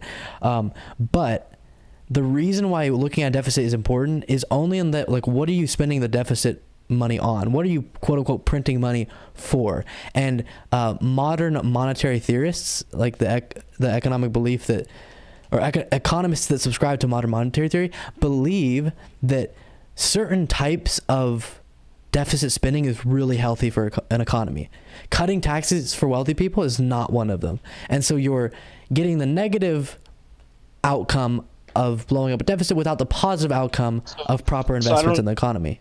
So I don't know if that's true or not, but I'm not saying it's wrong. I like that the wealthy got taxed or got tax refunds or less tax, but like this is the thing, man. Like if you want to talk about stuff, I'm down to talk about anything, but like once we get into like stuff like that, it's just like he said, she said. Like, yeah, you can maybe like I'm not even on like YouTube looking right now, but you can bring up stats. It's like what like first of all, it's like I'm not looking at it. Like second of all, it's like what is it gonna be like MSNBC Or second of all, it's like, oh, then even if you say that's a right source, it's like, is this one? You know what I mean? It's just like he said, she said. Rather, if you want to keep talking about stuff, I'm down to talk like however long as you want. But like, I think it's better to talk about like ideas. Yeah, we can move on, but that's facts, like because like you can't prove. You know what I'm saying? Like you can't like prove facts. We can. That's the thing is people think that they can but you prove facts can. by like showing. You can't like what's your source and what's their source, and then you go down the rabbit hole of like, all right, let me like it's just like. So, I'm not trying to be like a douche about it. It's fine. It's That's, like, fine. my opinion. My world is one in which, like specifically, well trusted, for example, academic organizations that do That's thorough, the thing is like what's well thorough trusted. studies. Like, who agrees what's well trusted? That well, you can first of all, when you follow a rigid set of processes to conduct a study, for example, that can be checked by any individual. And the unfortunate thing is most people don't know what a good, trustworthy study looks like. All they see is the stat and then maybe a logo along with it. And so they have no understanding about like what it means to conduct a good study. And so I think it is unfortunate because right now you're saying like, let's move on, which I'm totally fine with. No, I'm saying if you want to debate about like, something, all right, go ahead. And my world is one in which there are ways to conduct research and analysis of like reality that can be verified and objectively, I can't think of the word, but can be trusted by society based on the I can't think of any words. I've hit a wall, but my point is, mine is one in which you do have to understand a little bit about the way that like gathering research goes. Yours is one in which we really have to go all off of people's guts and off of people's vibes and off of people's feelings. And the unfortunate thing about that is if you put someone up against another person and one person believes it's good to do something and the other person thinks it's bad, but you can't have any way to kind of hash that out using data or facts, we can't get anywhere and we can't move anyone and unite around anything. That's the thing is that's exactly why there's no point even debating it, because people are going to disagree facts even like quote unquote facts. And this is like for one example, and you might think it's crazy, but like when Obama was elected with the whole global warming thing, he actually hired like scientists within the government that were like yes men to like show studies that global warming happened. And then of course you can say, oh well, show me your source. I don't believe your source. So but like, you know what I'm saying, like I can like spin the shit whatever way you say. I can spin it the opposite because I know like the thing is I don't have everything in front of me, but like a lot of stuff I do have off the top of my head that I recall. It's like stuff like that where like the NOAA, like National Oceanographic or whatever, the federal government association, where they're like spinning like basically they're a state-run like scientists like, oh, you better say that there's global warming so we can like spin our agenda. That never happened. The most you would see. That's the thing is like you say it's never happened, but I have sources that it did happen, but like I haven't looked at it in like years, but like I can't like pull them up right now, but like you can conduct studies. You can conduct studies that. So your facts are right, but mine are wrong, because your site's right, my site's wrong. That's what I'm trying to get. I'm not trying to be a douche, but that's what I'm trying to get at. My answer to your question: Are my facts right and yours wrong? Yes, but I can continue with the point I was making. For the example you gave, there are tons of times where you can task people with doing studies that are favorable to the outcome you want to get, and that has to be very, very much watched out for. So the example that you gave, if they said we did a study and we got this result, and they won't release the actual the study, the documentation of that research, then yeah, of course you shouldn't trust it. But who's they though? All studies that are done, I know definitely by any academic institution, is released in full to the public, and so you can go on and read through the methodology they used, and if you're educated on what a good released by like a government agency study looks like, then you would be able to. Well, no, listen. don't trust the government agency. Trust all of the academic institutions that have studied climate change and have found it to be, all the independent groups that have studied and released. I can show you, but the thing is, at the same time, like I can publicly show available you plenty information of studies that say there's evidence against that by and like then you would have to actual like and accredited. it's a hard process. professors. It's a hard process. That's why this but is pointless to argue about it's it. not. It's and then you would have to walk through, and I would look one study at a time and look at the methodology they used. And oftentimes, like we saw with the not accurate ivermectin studies, the way in which they conduct the study, if you go through the details of it, they tell you this. They tell you how they did it. Aren't good accurate ways to conduct a study. So then you can go, okay, this probably isn't accurate. We can take into consideration, probably not accurate, but maybe. Didn't a scientist come on Joe Rogan recently? I don't know if it was ivermectin. It was some kind of thing where he like said like, no, it's wrong. It does help her, and then they banned him like the day after. Because as more research was done into ivermectin, it became so he was an abundantly actual clear. scientist. Like he discovered the mRNA vaccine. See, this I is forgot the name of it. This is how I know. No, he went on Joe Rogan. I know who you're dude, and then talking they about. banned I him know next who you're day. talking about. Do you know This what I'm is how I saying? know Okay, that thank you're you. misinformed on this. He did not invent. So then the media vaccine. just spins He it. Like, helped. oh no, he was wrong. He was wrong. Like let's just have an MSNBC article. Oh, he was wrong. Oh, it's this ABC. Tell everybody that he was wrong. That's how it works, dude. It's like a fucking. It's a huge fucking was psychological one of the- thing. Mainstream media. That's how it works. He bro. was one of the researchers and writers of research into mRNA. One of the many years ago. Nothing to do He's gonna attack specifically with the you're COVID probably vaccine. Gonna attack this character. No, not a character. I'm saying. Or I mean his history or like his. People keep and saying he's not that great of a scientist. People say right? that he invented That's the how it usually mRNA works. vaccine. He was one of the researchers. Then he had a big falling out, unrelated to the COVID vaccine. This was way before COVID, and then the rest of the broad scientific community who did work directly on the vaccine have something else to say. So I'm not saying you can't listen to his voice, but then you have to, understand. But he should be silenced. Why do you think he was silenced? Are people were scared? Like, do you think First you of really all, think like the government and people in general are scared of people hearing misinformation? If Spotify, the he was biggest not bullshit silenced. ever. He was not silenced. If Spotify wants to take down that episode because they don't want to have death on their hands because people take bad medical advice and die because they don't get the vaccine, then they have that right to make that decision. I don't think the government should have silenced him.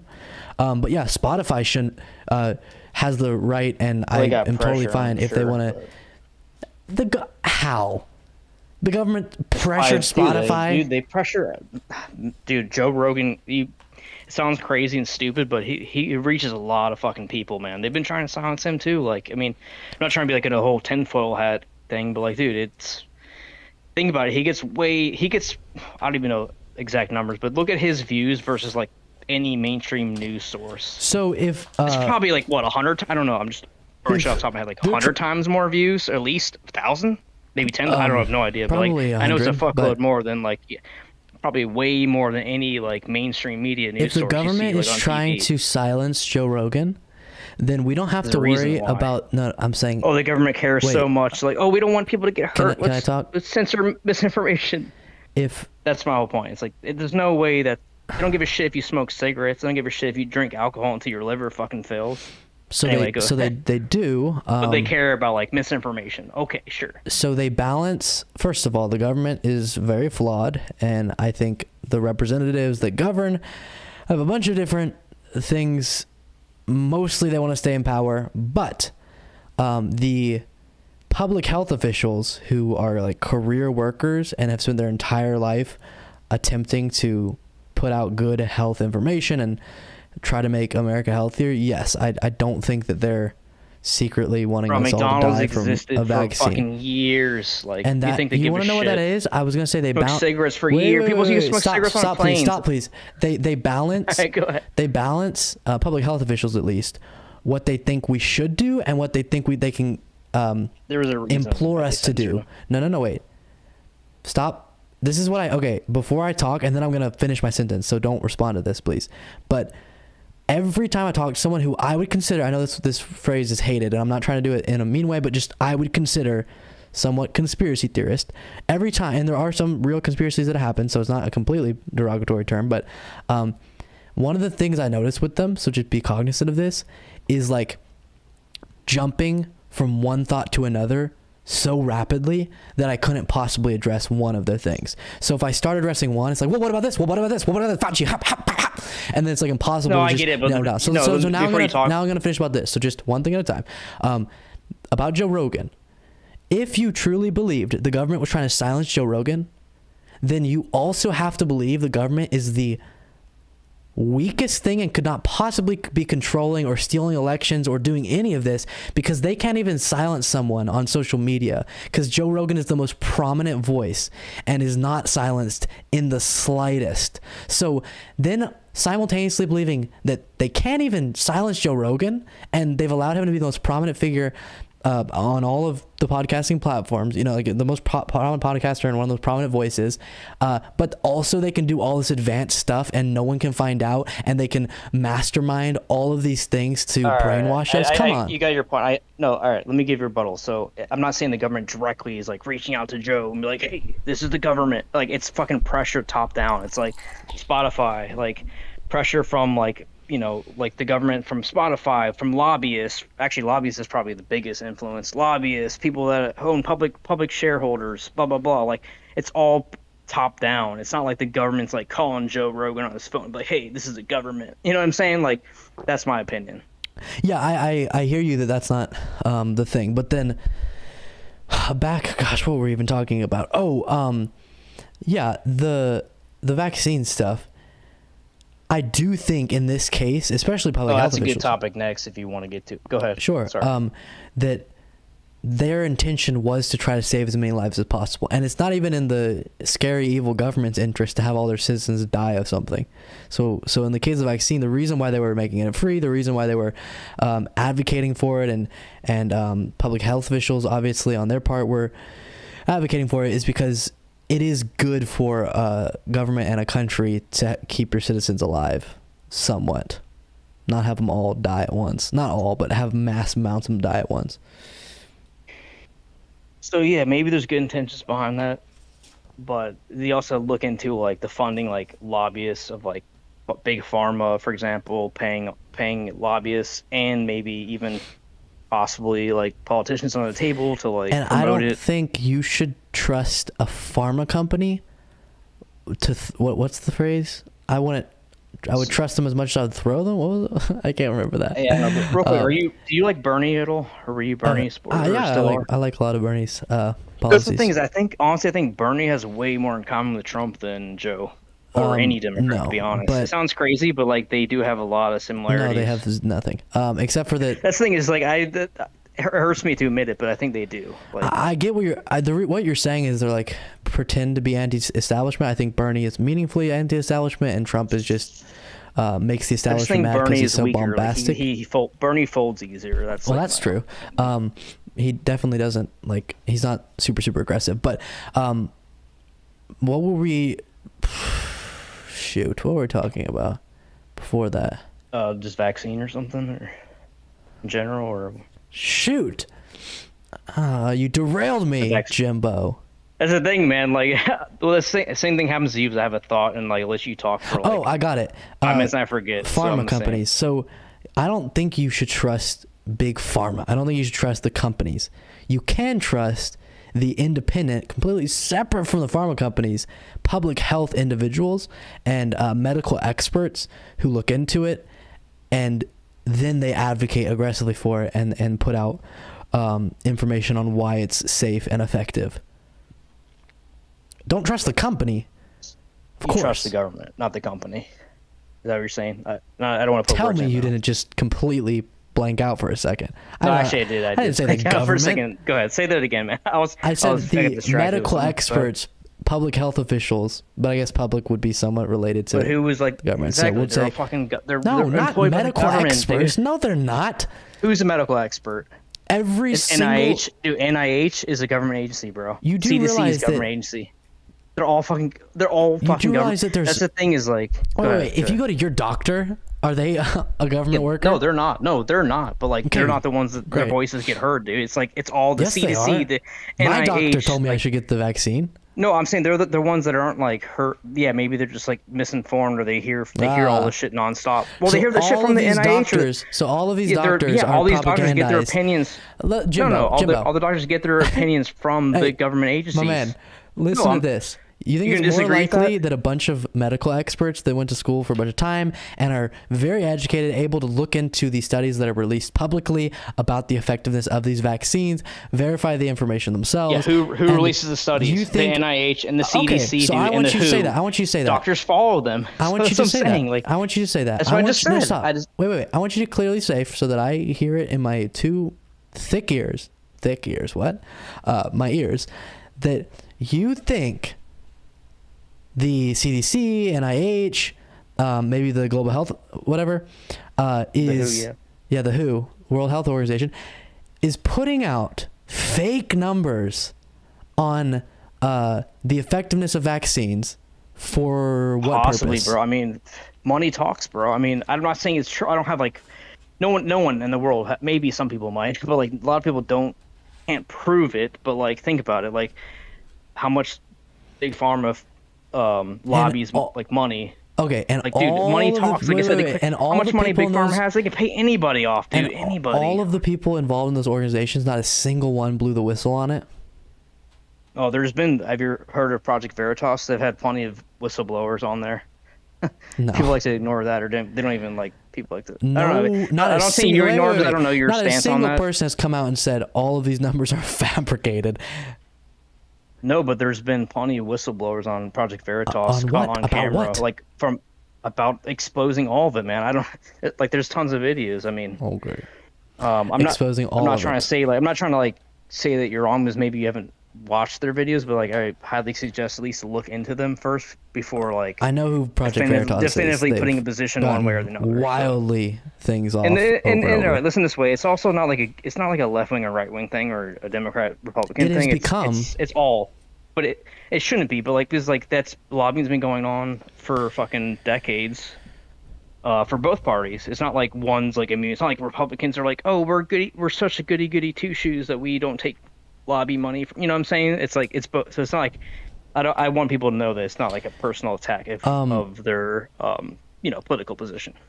The idea that all of the people within these organizations would be getting paid off by big pharma so that they could pump us up with a vaccine that would do what? Make us healthier? Ooh, that's scary.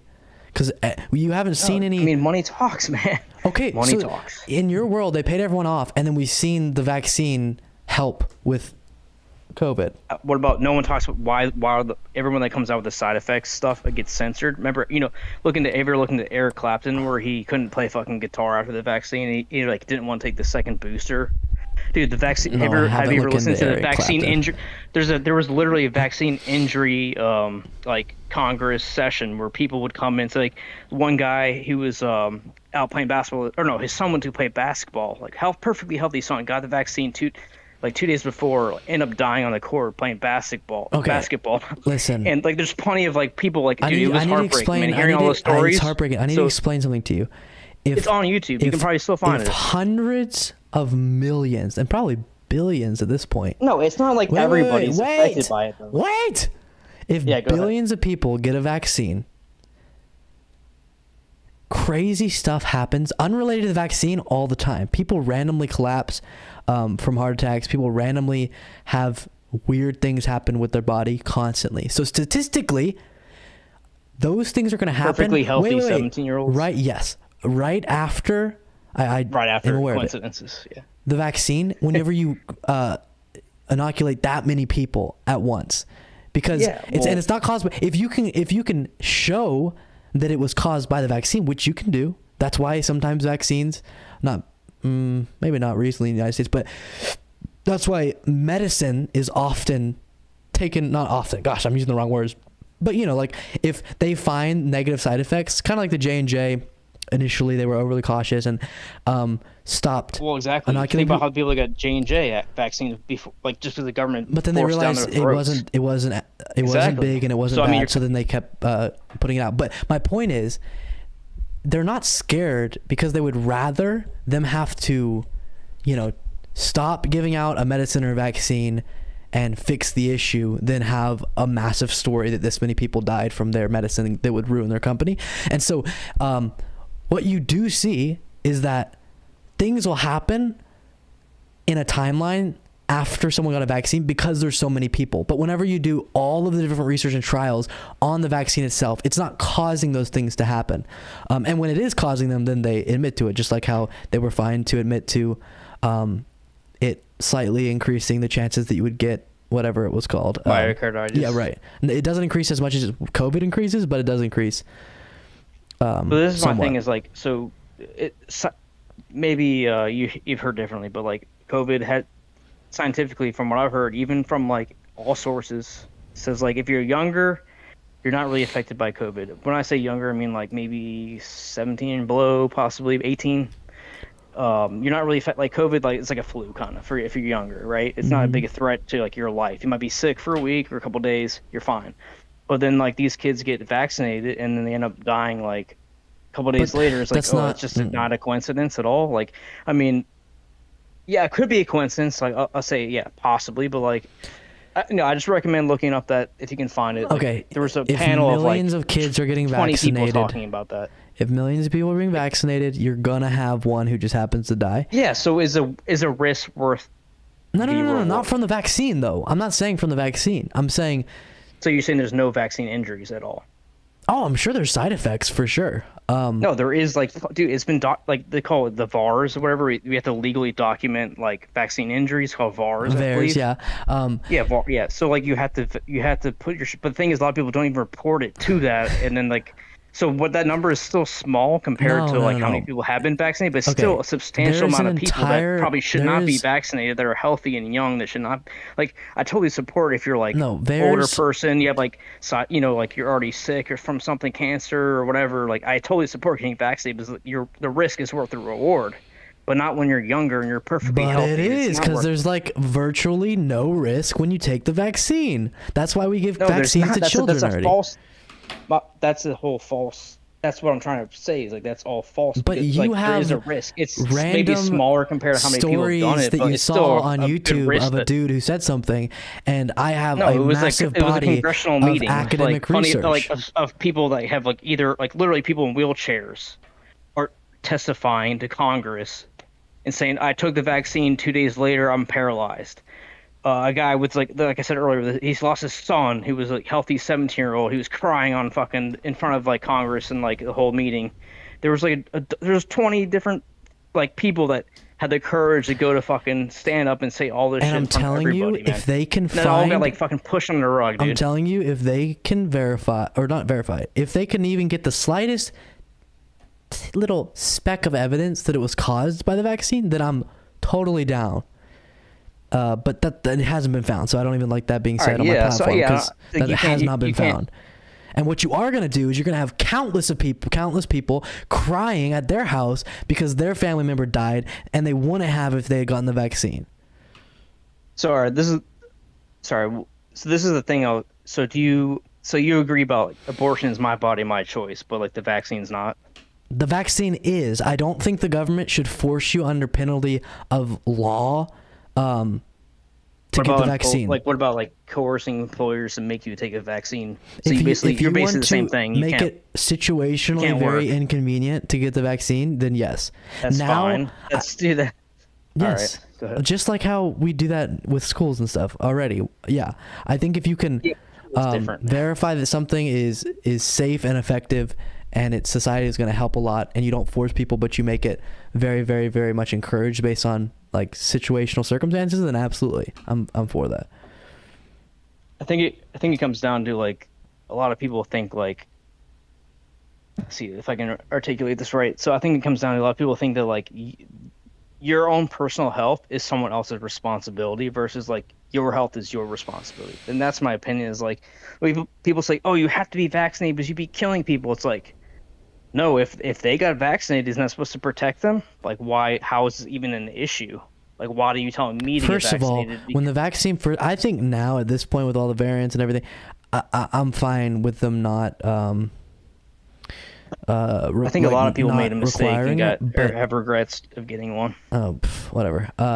But I think whenever the vaccine first came out, it actually was decreasing spread too. So you were affecting other people. Yeah, but if they're vaccinated, then what's the difference? Like, who are you 'Cause it's spreading not to? 100%. People that aren't vaccinated. So it's like, all right, that's on me. If people don't get vaccinated, you want to die, you want to die. Like, whatever. Or Some you want to people get have sick, you want to get sick. So what's the problem? some people have health circumstances that cause them not to be able to get vaccinated. Like some people have particular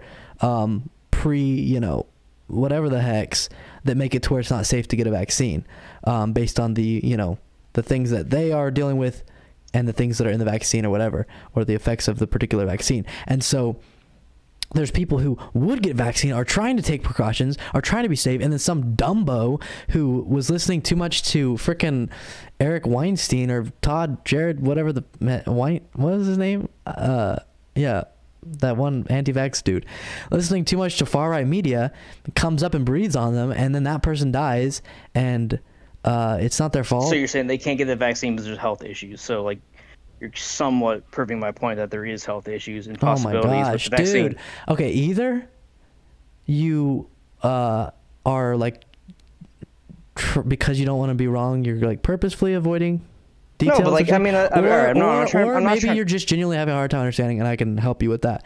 Can't help you with the first one. I can help you with the second one. Let's see. You can explain your. Hey, trust me, I'm fair here, man. Like, trust me, like, whatever argument we get into, it's nothing like personal. Oh, like, totally. I still respect you like a lot. So Totally. don't get it twisted, man. No. I'm saying it's a healthy argument. Yes. So. Let me get all the way wedged into the argument, but know that I'm same. All love here. But the question that you asked was, so I'm not saying that the vaccine is unsafe for someone without these very specific particular health problems. There are some people with every vaccine that, based on the particular vaccine, it's not compatible with the particular health problems they have. So this is not conceding anything about how safe the vaccine is. Otherwise, if you don't have those very specific things, you're completely safe. And so those people wouldn't be able to get it. Or let's say that someone wants to, they're just working a lot and they're going to go get it. I don't think them not, finding the time to go get the vaccine should be a death penalty because they don't get it in time before some unvaxxed, purposefully, ignorant person comes and breathes on them. This is my main argument against, kind of against your point is, and yeah, you can agree to disagree. So, like, you're saying that your own health is not your responsibility. It's on other people's responsibility. There is a responsibility to the public health interests broadly. Yeah. You don't have a complete... So, like, it's okay that, like, someone that's, like, super, what's the word they call it? High, like, very sensitive to getting COVID, the chance of them, like, dying or getting really bad complications, like, so there's no responsibility for them to, like, therefore, like, take precautions, maybe stay inside more, don't go out, but, like, it's okay if they, like, go shopping or, like, go to, like, amusement park, and it's on me or whoever to make sure their health is okay, because everything else I've ever heard is never anyone's responsibility for their own health. No, I think like think about like getting a cold. I know I don't want to compare it to a cold, but like for a lot of people it is. I've had COVID like twice, but since that was a long time ago. Since then I haven't had it. So I think it was like a mild flu. Yeah, like it lasted 2 days. Yes. The first time I got it was horrible. Don't get me wrong. I thought I was gonna die probably, but like I survived it and. Yeah, I might have overreacted, but like lots of people didn't. So different experiences for different people. But is it your responsibility? Some and some not. So like, if someone knows they're really, really high risk of getting COVID, they shouldn't be going out and licking railings and hanging out with a bunch of people and all these things. Obviously, licking railings would be actually probably safe. That would be fine because it's through the air, but it's not really on the surfaces. But you get the point. It's a joke. Okay, so they're interacting with a bunch of people. They're going to parties. Yeah, that's them being unsafe, and I wouldn't blame someone if they accidentally gave that person it, even if the person knew they were high risk, but they were doing all that. But you cannot perfectly isolate people unless you think that you should, which would be nearly impossible. So recognizing the fact that on a societal basis, you have to take some precautions, and then everyone, depending on their individual circumstances, can take more or less. So everyone should have been wearing masks. Everyone should have been trying to stay in small groups. Everyone should have been doing some of these somewhat easier but smaller precautions. And then people who knew they were high risk should take it another step. You know, maybe they should stay inside, right? I mean, Right. I don't mean to sound cruel. It's just like, if you're high risk, why are you out in public and like, you know, co-mingling with people? Like, if you care that much, people it's like, really, they my health though. is not like. No, because All right, you're well, saying anyway, no, wait. People with your ideology were saying, and it sounds like you would agree to this, that like what it means to not for someone else's health to not be your responsibility is like you shouldn't have. Or you shouldn't be encouraged to do anything at all. And I'm saying, no, it's your societal responsibility to understand there are people higher risk than you, and wear masks and distance, and all these things. It's not your responsibility to like still be staying home today or something like that. If you're not worried. That's where I disagree. It's like, all right, well, and I'll be straight honest, and it might sound fucking cruel to some people, but like my opinion is like, no, it's not my responsibility. My responsibility is not to get injected by some foreign substance from some fucking pharmaceutical company that like makes fuckload of money every year, and they're just pushing shit out left and right to make more money and risk my own health. But yeah, you might want to deny it or not, but there is a risk taking the vaccine. You could have health issues. So I'm taking my own fucking body's risk of taking the vaccine versus like trying to help. So like there's literally like it makes no sense. Does that make you have a point higher risk of dying of COVID? You have a absolutely I don't. Most people don't. Astronomically higher chance. So I have to risk my life to save other people's life. You I have to risk my health to save other people's health. Holy smokes! No, dude, that's the Stop. main. I'm gonna finish my freaking sentence. All right, go ahead. You have an astronomically higher percentage chance of dying of COVID, even as a young person, than dying of the vaccine. That's not true. Yes, it is. It's like not even if close. it is true, it doesn't matter. It's irrelevant. It's still irrelevant. It's very relevant. The vaccine is irrelevant so to my low point. risk. It doesn't matter what the risk is. There's still a risk. Why am I risking anything at all? There's like to help no someone risk. else's health who is at risk. If you're saying there's no risk, there's but no you're risk of the risking vaccine. your own health. All right. You're not though. There's no risk. You are. Except for like a. Let me see if I can re-explain what. Can I just re-explain what? So then, I'll do try you to think? be calm about Okay, yeah, go for it. All right. So think about this. So you're saying that other people that are maybe like, you know, older or have like pre-existing conditions that are like, if they get COVID, they could possibly die, right? So you're saying that I should get vaccinated so they aren't affected. So there are, believe it or not, it's true, even like it's published, like even by the government, they'll publish it, that there are vaccination risks. Like look at the Eric Clapton video. He couldn't even play guitar after he got a vaccine. And there you're telling are me that risks. there was There it's are risks. So I have verified to that it was risk caused by my- the vaccine? No. Yes. He's just Look at spewing that out. the VAERS, or whatever you want to call it. That Look is at- look at it. self-reporting. That is people going on and saying, So you're saying it's all fake. So you're saying there's no risk at all. No. Well, Doesn't okay, matter the risk stop. is I'm sure- wait. 0.00001. It's still a risk. Okay, yes, there's some risk to literally everything. So I have to risk So I have to risk my own health. Listen, I think the government. somebody else. I think the government should. Dude, Stop. I think the government should encourage people to hydrate, but there's some risk when you drink water that there's going to be a bacteria that could kill you. So yes, there's some risk the vaccine is going to do something negative to you. But I have to debunk this about VAERS because you brought it up multiple times. VAERS is a self-reporting platform where you put in there any side effect that you think that A you've lot of gotten. people are scared to even report it, though.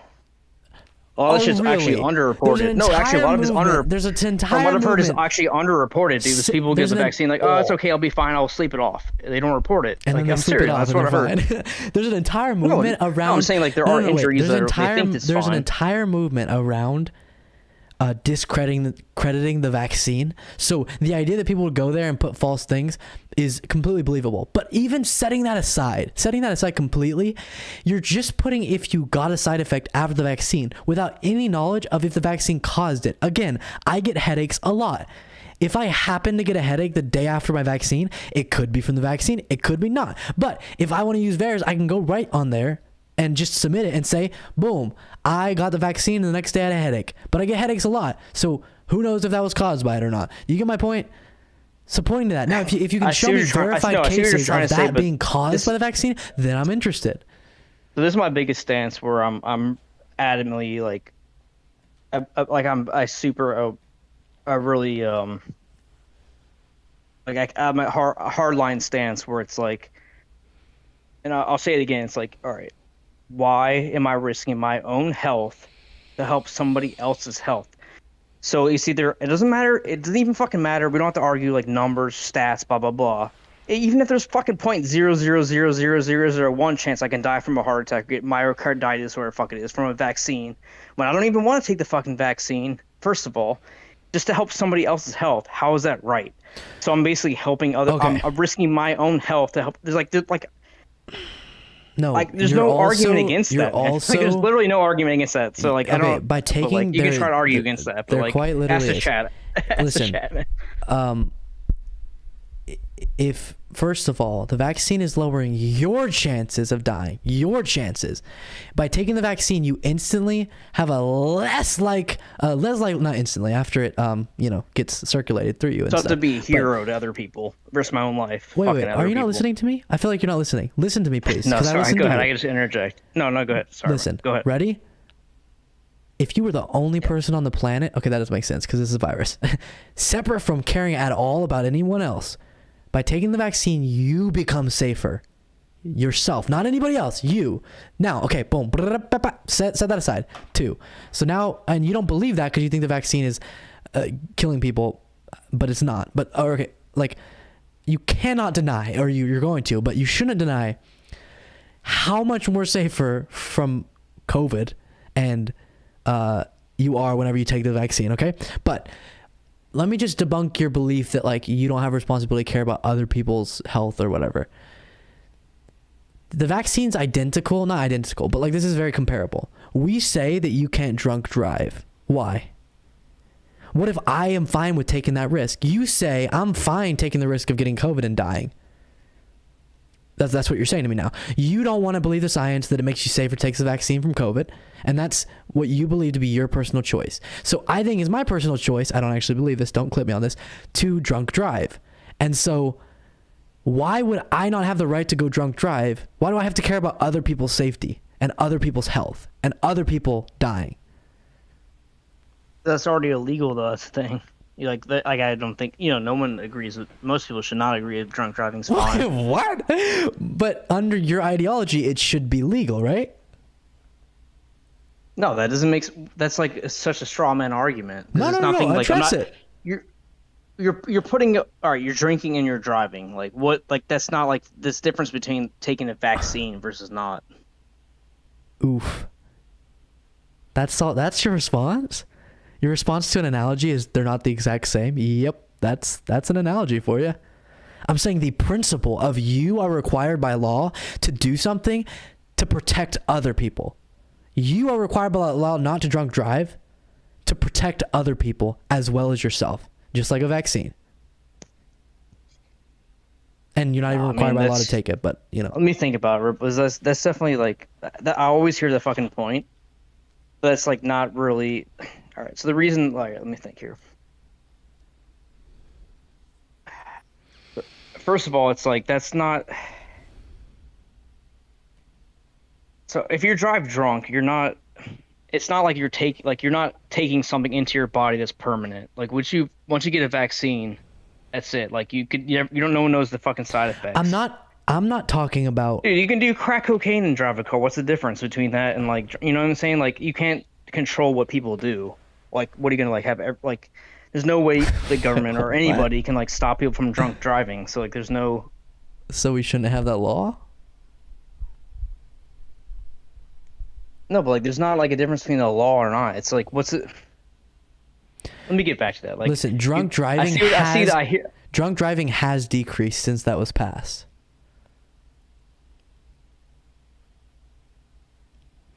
But I'm not saying are they the same thing. I'm saying here's an example of you being required to inconvenience yourself.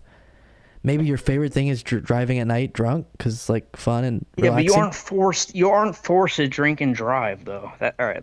I had to think about this for a while. You aren't forced to drink and drive, but if you're forced to take a fucking vaccine, that's way different. Sorry, it took me a while. You almost stumped me for a minute, dude. No, that's not. But like, that's my point.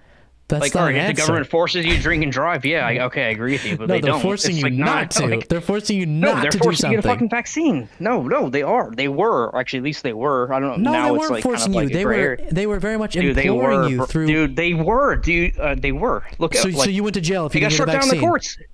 No, we don't go to jail, but like Thank you you. can't get a fucking job, you can't work anywhere, you can't do anything. That's not It's the same true. fucking thing. But okay. It what? They tried. They got shut down in the courts, man. What are you talking about? Look it up. They attempted. They attempted and it to failed. wait, Luckily, wait, thank no, God. no, Thank They, God. They attempted to implement a policy where people would have to get vaccinated or Not work. get tested. Not fucking be able to survive because you can't work. Get tested. Exactly. No, wait. Oh my gosh, you're not listening. No. I hit your stop. I hit your Stop. what do you call it? Strong point. Go ahead. So I interrupted your fucking. Right. That was the big part of the whole message. They said you get vaccine or No, you I want to hear it now. What's you have to what's your test. closing argument there? They never said businesses have to require you to get vaccinated. They said businesses required to that you have to be either vaccinated or get tested weekly. Okay, I agree with you that, but that's things. They never said who pays for the test. The company thing is, does. like, not all of them want to agree to. Like, smaller companies can't afford paying weekly tests or whatever it was. So then the company, so that business should require people to get vaccinated then. Exactly, it's a loophole, bro. I mean, come on. Right, but like, just admit that it's a loophole. It is a it's loophole. It's a way to say. Also, It's a way to say the government says like, oh, we're not requiring you to, but if you want to fucking work, you gotta get one. No, wait. If companies and the employees and society as a whole felt like that they did not want to get the vaccine, then they would have just sucked it up and implemented weekly testing. But people were on board with the idea, and so most companies. But listen, there are companies out there that are run by like conservative anti-vaxxers who don't require vaccines, and then before it got knocked down in the courts, they probably just weekly tested or just didn't do it. Yeah, like I see what you're saying, but like my point is like a lot of companies aren't like Google or they can just afford it. Like that's just expensive, man. Like think of all the employees that have the weekly tests. Like a lot of companies can't afford that, so it's like that it puts them in a fucking corner, like a fucking animal, like a rabid animal. It's like, or you either want to fucking survive as a company or just force people to get vaxxed and not worry about weekly testing people. That's just going to bankrupt you if you're a smaller business. Then they could require the vaccine. Yeah, exactly. That was their whole goal, man. That was their whole goal to begin with. It's like, oh, we're not requiring you to, but we're gonna make companies. I'm not saying the government didn't want people to get vaccinated. I think they did, and my point is that as long as you're not forcing people to get the vaccine, you can put in a lot of situations to make it really inconvenient not to get the vaccine. Yeah. All right. That's my whole point. Is like that's semantics. It's like, okay, you're not forcing anyone. Technically, it's like, oh, but if you want to eat or have a job, you have to get one. Dude, that would have literally happened. Like, it got struck down. I don't know if, I mean, I'm sure you're like, honestly, just like I said, I just saw your channel tonight, so I don't know like how much you've covered and stuff, but like that literally got struck down in courts. Thank God. Like, I followed that closely because they were going to make it a law where a company has to require you to be vaccinated, and it got struck down by, I think, either probably the Supreme Court, I think, struck it down. But even still, though, there's still companies that are like, you have to be vaccinated. Oh, I think federal contractors still have to be vaccinated, and the Army and military. So it's like they kind of won in a way, even like though it got struck down in courts. They pushed their influence the hardest they could do, and it worked for them. So like in a way, they did kind of succeed. Awesome, so, that's great. I mean, whether people like it or not, but like I just don't think it's. right for people to tell you what to put in your own body, no matter. That's my whole point. Is like, so you don't think it's right for people to tell women what to do with their body, but it's okay for like me to get vaccinated, or anybody to get vaccinated. Wait. The government putting in policies that are meant to encourage people through employment to do something that is for the betterment of public health and will save lives, and for the betterment of the individual's likelihood You of can save surviving lives the by pain. not getting an abortion too, though. The individual. Then, sorry, once I get this late, I get real in a mood. So now I'm all like, it's weird. But if the government wants to do that, that's fine. If the government wants to come in and say, as a woman, you have to use your uterus if you can see, like after conception, now we're going to mandate that you use your body to produce another being. That's a very different, not very different, because I'm fine with analogies. It's not even comparable, because in one example, it's not being forced upon anybody. It's being heavily implored, which I agree it was. And in the other, it is being forced upon the woman.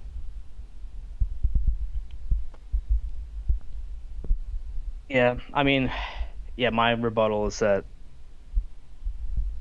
if you're gonna say it's like, you know, you have to take a vaccine versus like someone, like an abortion is life too, whether people believe it or not. Well, that's the debate, obviously. I mean, that's a heavy if everyone debate. agreed Like, to that, then we wouldn't have. I'm a not like a problem here. I'm not like a staunch anti-abortionist, but like honestly, earlier in my life, I was like, you know, it's like not that big of a deal. It's just a clump of cells. Like everyone, you know, that's like the whole argument right now. It's like, oh, it's just a clump of cells. And then like I saw a video, randomly like just stumbled upon a video on YouTube, and like someone was talking about like when babies develop their organs, like what stages. It was like heart at this certain stage, this, that, and that. And I was like, wow, it fucking changed my whole perspective.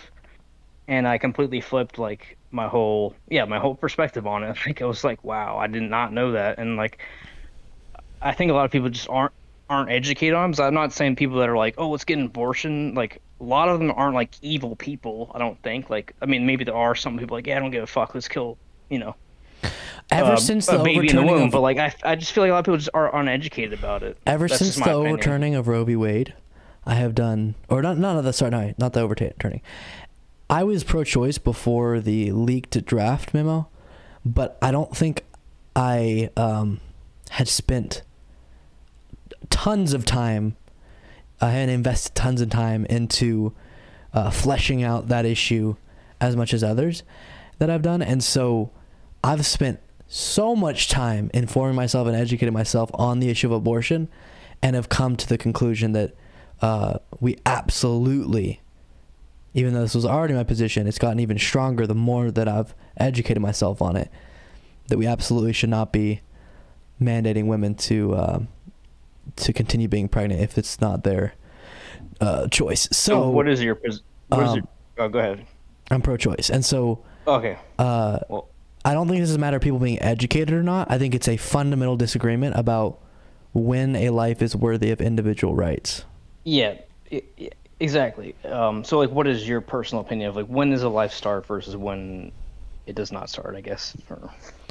Yeah, so pretty much the viability line is pretty an easy one to draw. It's around like 22 weeks, maybe 23, and that's also around when consciousness, when the parts of the brain that allow you to be conscious start developing. So that would be when the experience of pain would be present. But I believe viability because I don't think you should be forced to biologically produce another being, or a being shouldn't be without your consent using your bodily organs to do something. From what I heard, it's like they do feel pain way before that, like, and they develop like their lungs and the heart before that. They react. I don't want to go too on about it because I'm yeah. not like a staunch. Like I said, I'm not like a staunch. Like, oh, like in a way, I do feel it's kind of like murder almost, but like I'm not like. It's such a like really. It's honestly, in my opinion, like one of the most evenly debated subjects ever. So here's my thing. No one can really come to the. You know what I'm saying? Like no one can really come to the conclusion. Right. I'll say, because I think every single person should believe what I believe about abortion, but I want to just say this for the good people. I think most people have a false perception of what the other side believes. If you're someone who's pro-life and you walk around saying that pro-choice people genuinely want to kill babies, then I think you're being a little crazy, because I think as long as you recognize that, like, you have to recognize they don't believe it to be a baby, like a baby. And then the same thing with pro-choicers. If you're walking around thinking like there aren't pro-life people out there who genuinely feel like they're protecting babies, then you're being insane. Genuinely, I have a bunch of amazing people in my life who are pro-life, and they actually think of, a baby in the womb, and I use the word baby because that's the word they use, as a baby. They think it's a baby. And so while we can disagree and we should debate it and we should try to bring people to our views, not recognizing that many people on both sides are acting in good faith is a little silly.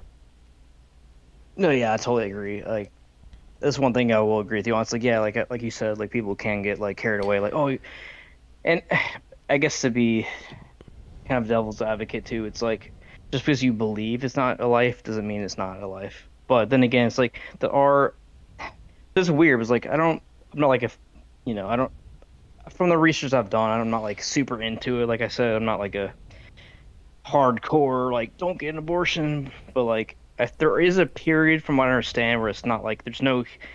My opinion is like once a baby develops a heart or a lungs, and it's like able to breathe, like that's a human. But like if it's like still like early on, like in conception, then it's could possibly not be. And then like my opinion, I feel like in that case, yeah, like you can get an abortion. Like, and like a lot of people say, oh, like what about like rape and incest? But like, yeah, I agree that you shouldn't have to like be forced to have a baby that from like rape or incest. But if it's like a baby that's like, not a baby, but like like early, like very early on, like say like a woman gets raped, for example, it's like that's horrible. But like if you got raped, shouldn't you go the next day or two, or at least within a week or two before the baby develops, like a lungs and a heart to like get that situated versus like, you know what I mean? I don't want to like victim blame people either. Like that's not like what I'm trying to get at, but do you know what I'm saying? Just as in encouraging people to get abortions early on in the pregnancy?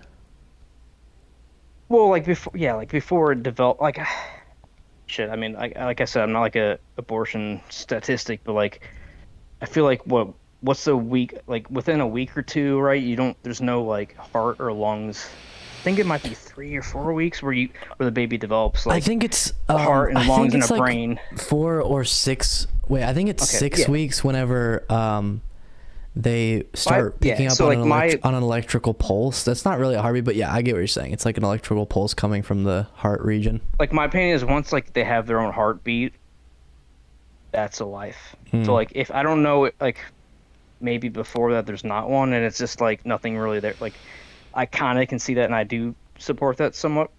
So because I don't think like on abortion, I rarely see people shift a lot on it. I'll just kind of say sum up my view again and then we'll move on. But you're drawing the line at the heart. That still puts you in a situation where a woman is having to use her bodily function, her biological being, to create another being against her will, where I think the reason why viability, well, first of all, I agree with you.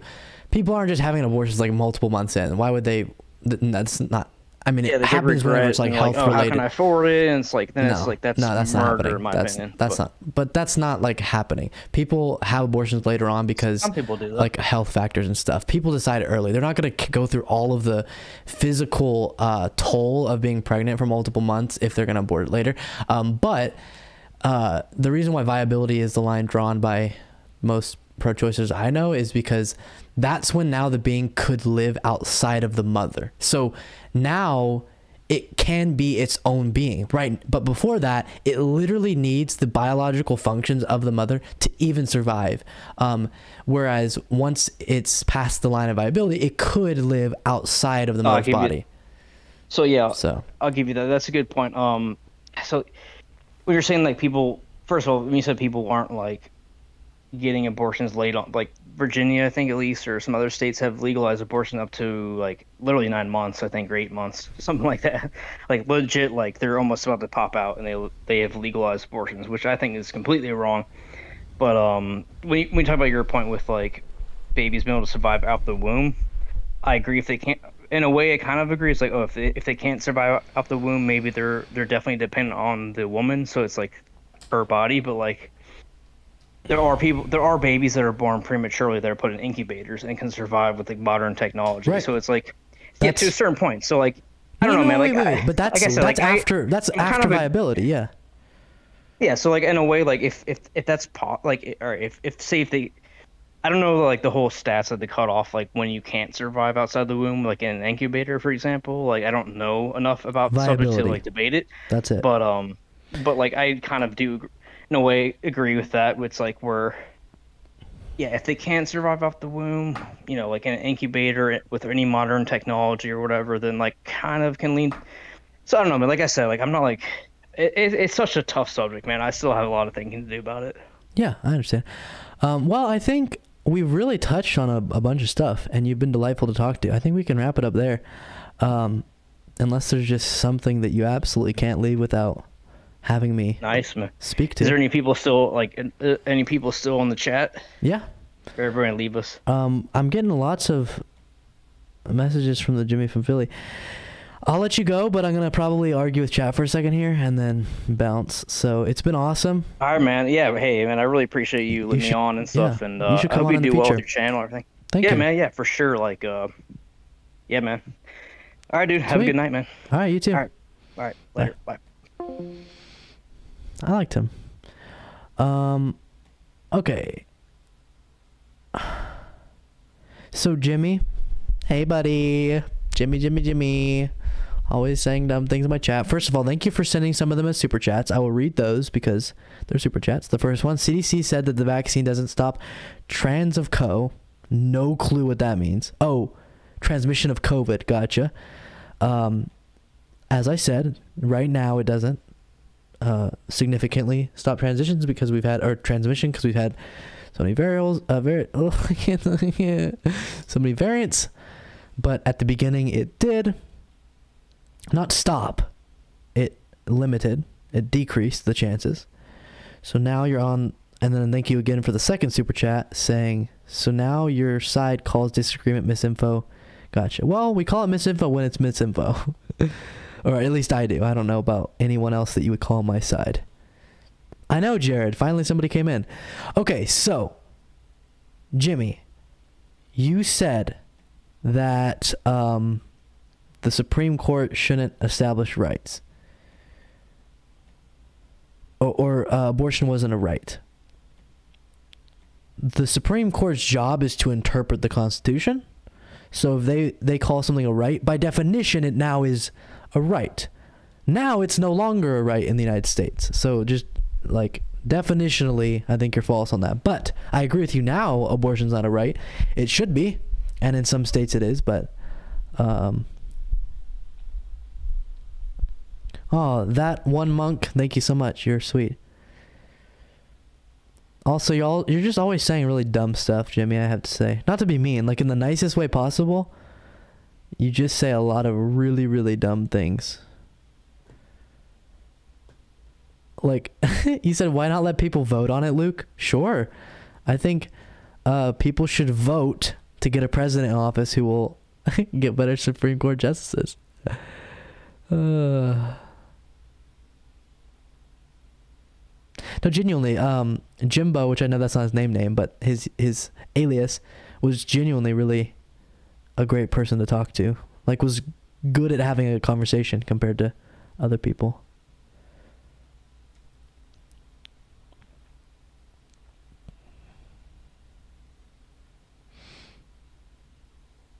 That's right, Leslie.